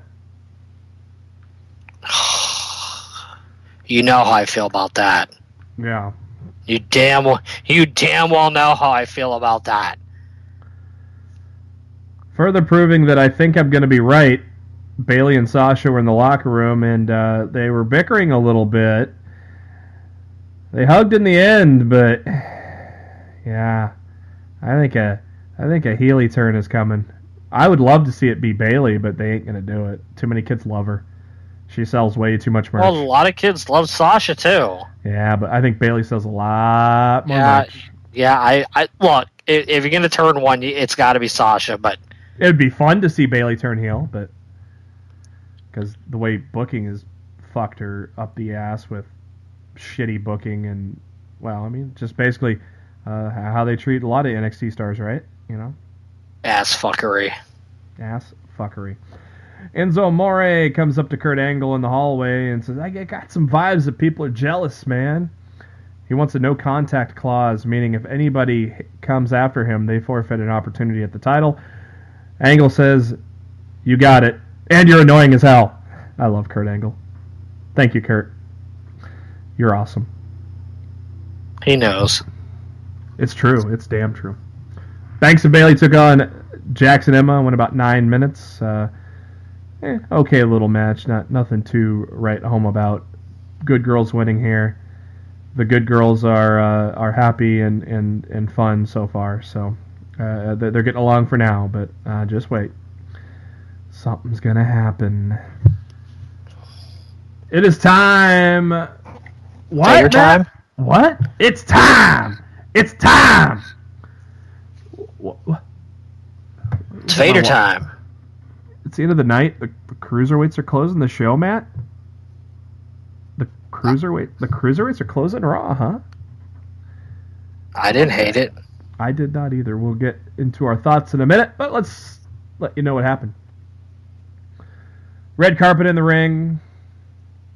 There's a little something in the corner that's covered up. Enzo talking about how he woke up with a beautiful woman. Reflected over the last couple of months how he dealt with his share of a cup of haters. Mentioned Big Cass being jealous of him. Last time he saw me, he was hobbling and crawling out of Brooklyn. He says he didn't hold Cass back from the looks of it and the looks of this title. Cass, he was the one holding Cass up. And Enzo mentioned the "you can't wrestle" chants, saying those are just words. Those are words that were once said to John Cena, Batista, and The Rock. Yeah, we're going to compare Enzo to those guys, right, Matt? Ugh. Under that sheet in the corner was a certified G jersey that used to be able to buy on WWE Shop. I don't know if you still can. In a frame, because Enzo says that it's time to put that baby up in the rafters and retire it, because he won the championship. The one of many great moments in this segment, the 205 Live music plays, and Enzo goes, what the hell is this crappy music? I loved it. The entire Cruiserweight division shows up on stage, -1. You can probably guess which one that is. Enzo goes, cup of hate, more like a bunch of haters. He goes, is that you, Richie Swann? You're so small. Enzo cannot rip anybody for being small, can he? Yeah, he really, really can't. He talked about Cedric, the entertainer, Alexander the Great, the man that charisma forgot.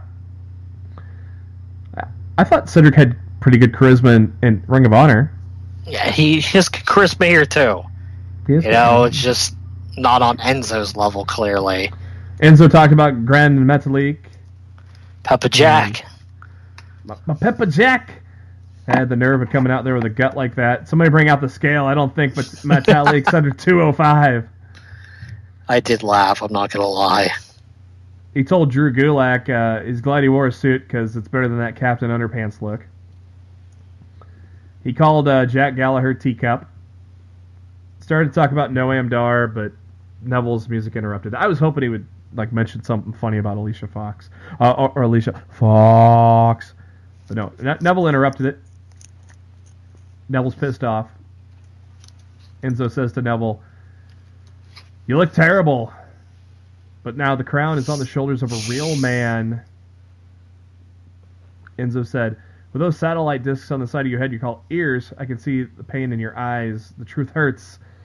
Enzo's dancing in the ring with the title. Neville cuts a promo saying, Enzo's right. The truth is brutal. The truth is, Enzo, you're such a toxic individual. You've alienated anybody you've been in contact with. You were brought to Raw with a lot of fanfare. He says 2 years ago, but it was like a year and a half. But WWE doesn't know a calendar anyways. John Cena's been gone for 4 years. No, it's been 5 weeks. But you came to Raw with much fanfare. 2 years later, you're dumped on our doorstep like a slug because nobody will have you. Neville talks about the gentleman behind him insisting that Enzo got an opportunity, and Enzo says, eyes are now on 205 Live. I'm making you guys stars. And Neville said to Enzo that you have done nothing but make a joke about the Cruiserweights, the division, and Neville's championship. You kicked me where the sun don't shine, and now you made a joke out of me. Neville starts making his way down to the ring and says, on behalf of the Cruiserweight division, I'm here to end Enzo. How badass was that promo by Neville? It was the best promo of Neville's career. I said it on Twitter Monday night, and I'll say it again now. Neville cut the best damn promo of his career on Raw Monday night, and it was fucking dope. Neville gets in the ring. Enzo goes, I got a contract. You touch me, you don't get a title shot. And he talks about how Neville's the baby of Frodo and Gollum, and notes that the title is precious. Yeah, and said that this division is not main evented Monday Night Raw in the 9 months of existence. It's never, in the 9 months of the Cruiserweight's existence, this division has never sniffed this hour. Well, they have. It's usually been the warm-up match for the end of the night. I was going to say, it's been in the third hour a lot, just not in the time point that mattered. Enzo says they are in this time slot right now because Enzo's a star. Enzo says, Neville and the others, they can't touch his merchandise checks because he's money. Get out of my ring, and I'll see him on the Zoe show tomorrow, which was 205 Live. Enzo told Neville to go home, stood the ring with the title in his hands, and Enzo gets kicked in the stomach by Neville, and then Neville just goes on to beat the holy shit out of Enzo. Enzo tried to leave, but the other Cruiserweights come down the ramp to stop him from escaping. Enzo took the paper and shoves it in Enzo's mouth, Ted DiBiase style. Does a standing sidekick and hits the red arrow. The crowd cheers as we go off the air. And Matt, what a beautiful double turn they did. Well, they haven't officially fully turned Neville yet, but they're getting there. They're getting there. It's a slow. To me, the Neville thing's a slow build right now. Well, it was a slow build for Enzo heel too. I mean, he started cheating. And Enzo's still getting pops too, though. So I mean, he's always gonna get pops. Look, it's clear the direction that they're going for both guys, but they're building it, and I like the fact that they're building it. You know, Neville never gave us the red arrow because that's what we wanted. So when he was a heel, so that's just a stepping stone towards him becoming a babyface. And then he took out Arya Daivari in 205 Live, and I mean that's another stepping stone. So, we talked about this on Twitter. You know, Vince gave the Cruiserweight division the ball to end Raw, and they hit a home run with it, didn't they? Yeah, they absolutely did. Like anybody that didn't love that segment, like I don't know what else to tell you. That was a fantastic segment from them. And on top of that, you know, further showing a double turn, Neville forfeits his title opportunity to defend guys that he hated for so long. You know, it was just a cool moment and a great double turn. Let me know your thoughts on this. I mean, we discussed this, but we'll do it on the air here. Part of me wonders. I go back to when KO mentioned Neville on the microphone and how Neville's like the best wrestler the company has today. Part of me wonders if this face turn kind of thing right now to beat up Enzo forfeits his title. Part of me wonders if he's going back to the main roster sometime soon. And he definitely deserves to be on the main roster he definitely deserves to go for a U.S. title or an Intercontinental title, eventually a world title. I think he should. I under Vince's tutelage, no, but under Triple H, he could be a world champion. I think Neville needs to stay in the Cruiserweight division until the old man croaks or quits. Good point. Taking him out of that division and putting him back in the quote-unquote land of the giants, I think is a terrible move. It would be a massive downgrade for his career right now, and I think he needs to stay where he's being used properly, and that would be in the 205 live Cruiserweight division. I mean, newsflash, he's going to be probably the Cruiserweight of the Year on the marquees, but, I mean, Neville found a persona that works, and he can tweak it. He can be a kind of a face with it. He could be, so he could probably, joke around and pander as a face, but still be that guy that kind of, speaks a little slowly, kind of almost like Broken Matt. Yeah, wonderful, yeah. I've said this many times. I mean, Neville's been brilliant with what he's created for himself since he's returned. So yeah, I agree with you. Wait for the old man to get the hell out. But it was amazing. That was fun. Good stuff there. Got the people talking too, didn't it? Oh, yeah, people are definitely talking. 205 Live, I made sure to watch it this week. Sometimes I may not have time to watch it. I made time to watch it this week. Hey, look what you did, Vince. Hey. Enzo kicks it off. He's got a crutch. Selling, after Raw went off the air. Braun Strowman comes out. I was really surprised they aired this on Tuesday. Yeah.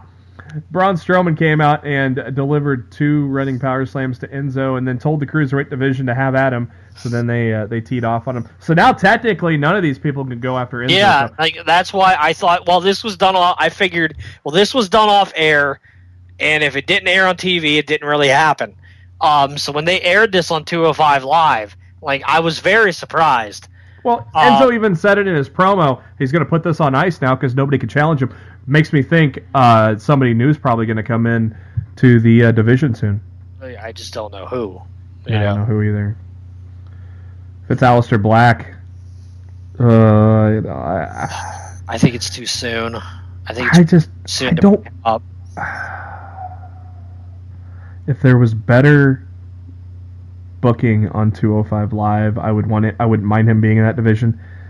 I just don't want him in that division. I just think regardless, that division or not, it's way too early to bring Aleister Black up.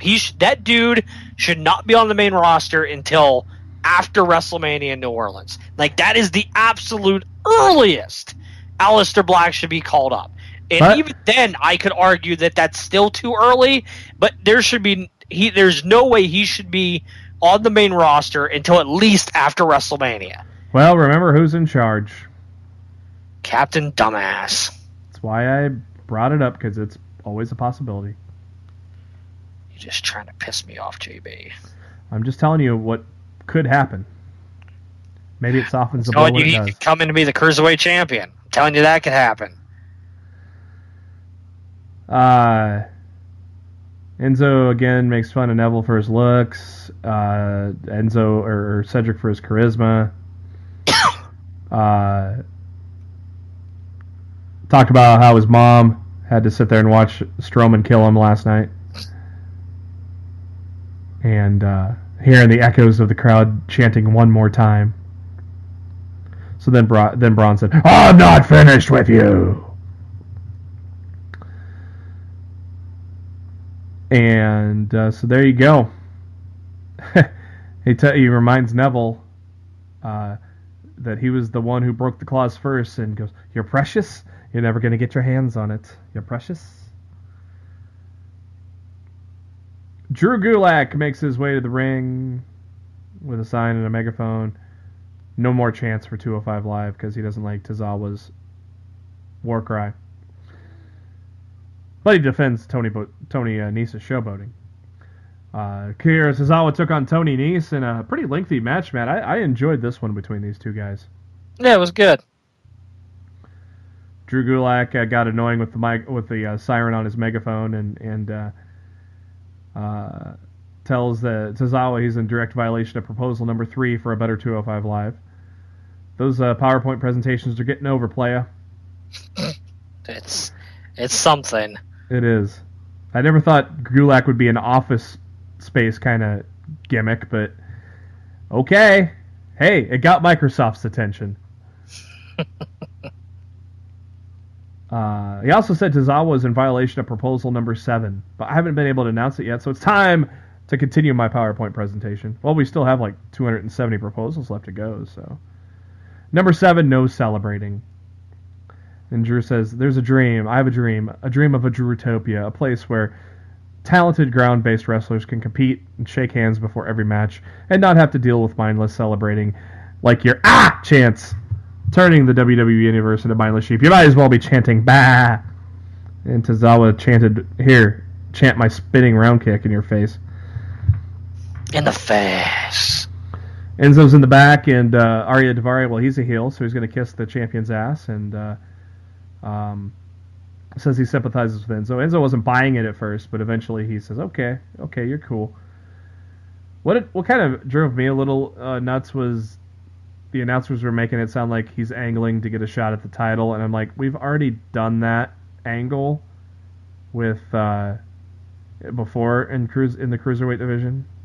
We don't have to repeat that with Daivari and Enzo. I don't think they're going that route, but the commentators brought it up. It kind of drove me nuts. TJ Perkins was supposed to take on Lince Dorado. Did they explain why Nigel wasn't there this week? I did not know. No. Yeah, I didn't hear that. I didn't hear any explanation. I was wondering if I missed it or what. I hope he's not already downgraded. I enjoyed him on 205 Live. Oh, I doubt he would be downgraded. He does a good job on the color commentary. Yeah, I don't know. I was just curious if they mentioned his absence on the commentary at all, because I didn't remember hearing it, but I thought maybe you might have heard something. Well, doesn't he work with the UK division and that? Maybe he was overseas or something. Maybe, yeah, I don't know. Yeah, because Saxton filled in for Nigel. Yep. TJ Perkins was supposed to take on Lince Dorado, but Rich Swann cut off Lince and started to beat down Perkins. Next week, Cedric Alexander will face Jack Gallagher on 205 Live. Gallagher and Kendrick cut a promo. I like this pairing with these guys. It came out of nowhere, and I'm starting to like it. Of course, I like both guys, so that kind of helps too. But they cut an ominous promo for Cedric Alexander. Neville's on the microphone. He says he's heard what everyone's saying, and they're acting irrationally. That he acted irrationally and descended into madness. And Neville said he wanted to explain himself. He says, "Last night I knew exactly what I was doing. It was the best night of my life." And he doesn't care that he sacrificed his opportunity. And if he was given the opportunity to beat up Enzo Amore, he would do it again and again and again and again. Neville says to Enzo, "Keep one eye open because you don't know where this monster is going to be lurking." To keep 205 Live from being affected by a little rat. Another good promo from Neville. Again, another step towards that babyface. Neville took on Arya Daivari. Kind of a shorter match compared to Nice and compared to I just blanked right there. Nice and Tozawa. But decent nonetheless. Neville gets the win with the Rings of Saturn. After the match, Enzo attacks Neville with his crutch over and over again, kind of get a little revenge for what Enzo did, or for what Neville did to Enzo on Monday.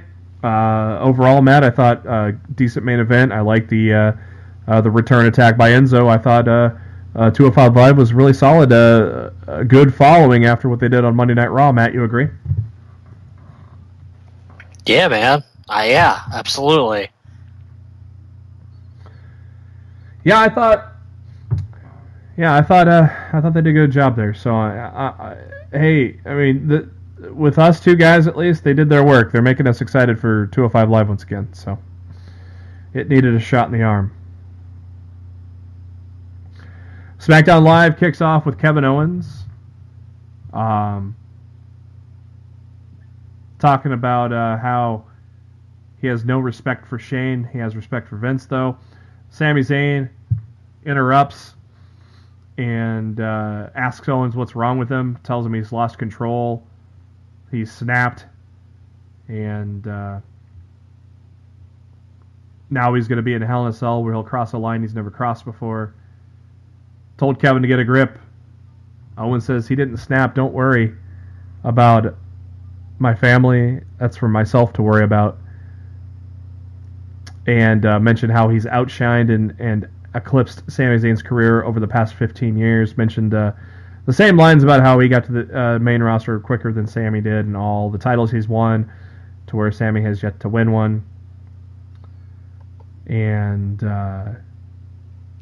then out comes Daniel Bryan, who sets up another match between the two rivals, Owens and Zayn.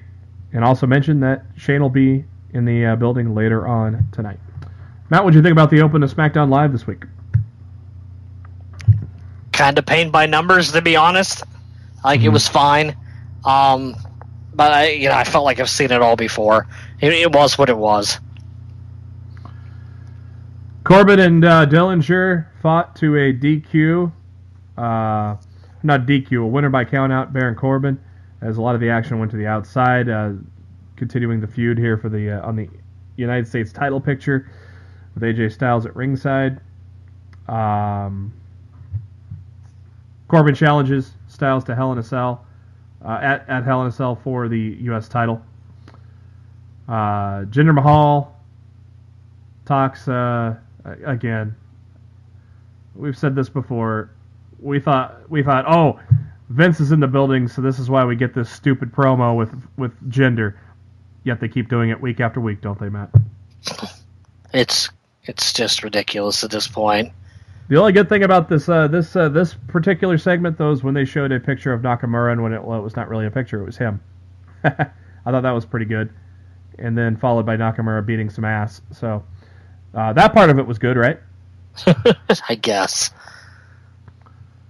God, I hope he wins the title. Though I like Jinder as champion. I want your plan to come to fruition at WrestleMania.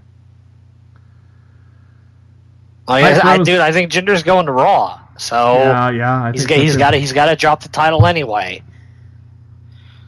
Hype Bros and Usos didn't last too long. Again, more dissension between Raleigh and Ryder. Raleigh did a blind tag that pissed off Ryder. There you go. Not sure where that's going quite yet. New Day were in the front row eating some popcorn and some bootios. And Usos came and talked some shit to them after the match. And what did I say last week? This is going to be inside Hell of a Cell.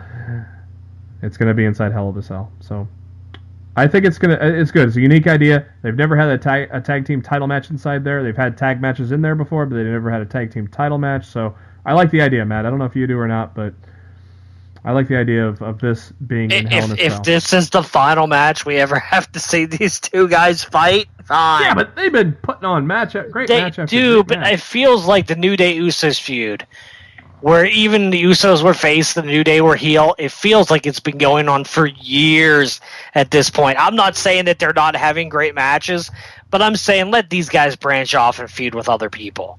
You can always come back to this down the line in a year or whatever, but right now, for crying out loud, let New Day win this match and let everybody move on to something else.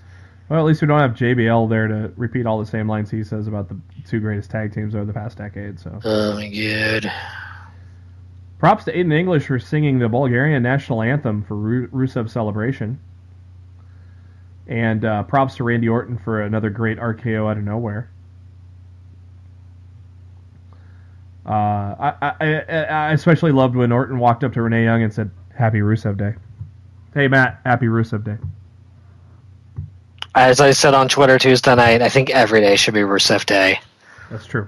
What did you think of that segment with the celebration and all that? I knew exactly where it was going, so whatever. Props to Aiden English for learning the song. But yeah, it was whatever. Like, I knew exactly what was going to happen. Like, they could have at least surprised me by Orton taking out English and then Rusev getting the better of Orton again. But clearly they didn't choose to go that way. Hopefully the Viper can get in Vince's ear and convince him to let Rusev win at Hell in a Cell. But we'll find out what they do. Yeah, splitting him from Lana really done them both favors, didn't it? Yeah, well, we'll see in due time. Sami Zayn went up to Daniel Bryan, and Bryan told Zayn that Shane McMahon just landed in the town. He's coming for KO, and Zayn pleaded with Bryan to stop Shane from attacking KO tonight.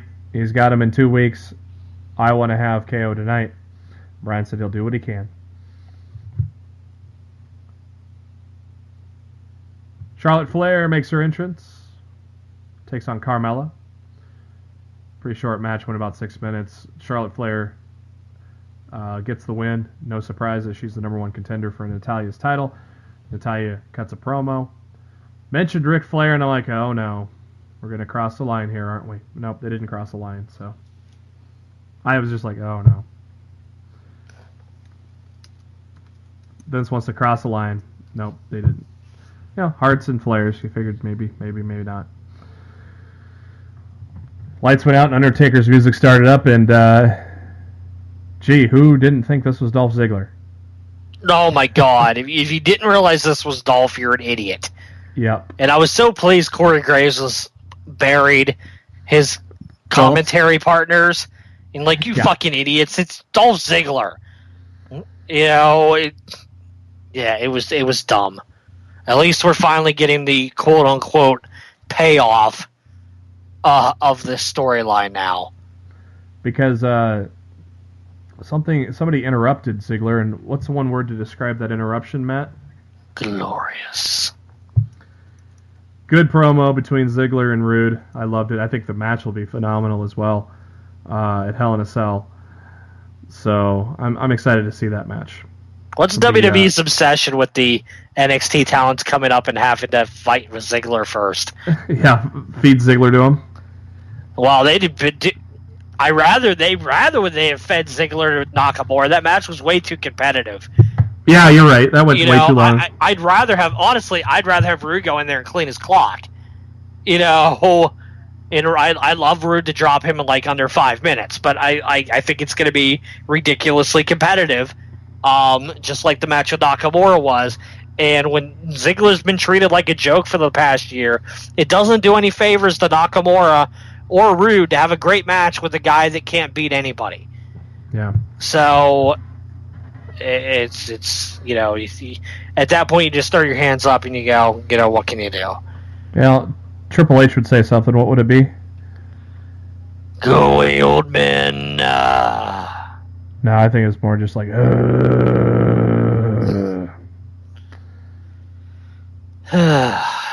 KO Sami Zayn, good match. What do you expect?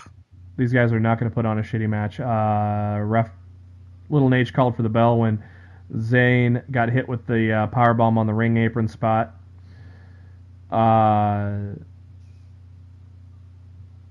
Then Owens just sitting on the announce table, kind of just looking lucid, kind of no emotions or anything. Just very calm at ringside.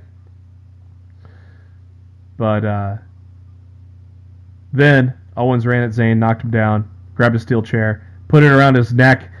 Shane's music hits, and Owens stopped whatever he was going to do. Same spot that he did to Jericho to injure him. Shane ran down to go after Owens, and with chair around neck, Owens pushed Zayn into Shane. I think Shane got a nice pop from one of the legs on the chair too. If you look at that closely, I thought he got popped in the face there pretty good on that. KO heads for the hills, so obviously we'll not get any physicality probably until Hell in a Cell. Maybe next week we'll get a little physicality to set the table for Hell in a Cell. But no physicality tonight for the two guys being in the same building since the headbutt heard around the world. What do you think of SmackDown this week, man? I thought it was there, but yeah, it was there. Well, it was not quite up to par on SmackDown standards, I would say. Would you agree with that assessment? Yeah, I probably would. Got a little breaking news here. Nothing too breaking, but Lesnar's next advertised return date, November 13th in Atlanta, GA. That's the go-home episode for Survivor Series. But he's not advertised for the pay-per-view itself. Dude, if he's on the go-home show, he's going to be on Survivor Series. Yep, so he'll probably be facing Finn Balor. Yeah, it'll probably be him and Balor there. I'm not looking forward to that at all. Because I already know the result. So there you go. That's going to do it for this edition of Lost in the Midcard. As always, thank you to SpiderDuck.net for being our host, enabling us to be on iTunes and any of your favorite podcasting apps. All you got to do is search for Lost in the Midcard, hit that subscribe button, tell all your friends to do the same. That way you know every time a new episode comes your way. Every Thursday and most Mondays after a WWE pay-per-view. Also subscribe to us on the YouTube. The links to all that on our Facebook page, notes section of facebook.com/Lost in the Midcard. Also go to our Twitter at LITMC Podcast. It's very entertaining. We share a lot of great stuff there. Matt's on the Twitter at Raw F Showtime. I'm on the Twitter at JB Huskers. And before we ride off into that sunset, Matt, what are your final thoughts after this week? Not really wrestling related, but just, feel like it should be mentioned. This broke as we were recording. Rest in peace, Hugh Hefner. Oh, wow. Crazy news. The founder of Playboy. I don't care who you are. At one point in your life, you probably looked to a Playboy magazine. Rest in peace, Hugh Hefner. That's crazy. Wow, at age of 91. Yep. He lived a good life. Let's just say that. I think he lived a great life. A pretty good life there, Hugh. Rest in peace, Mr. Hefner. Heaven's going to have a lot more fun now. For Matt Black, this is Jeremy Bennett. Thank you for tuning in to Lost in the Midcard. We will catch you next week with our Hell in a Cell preview show.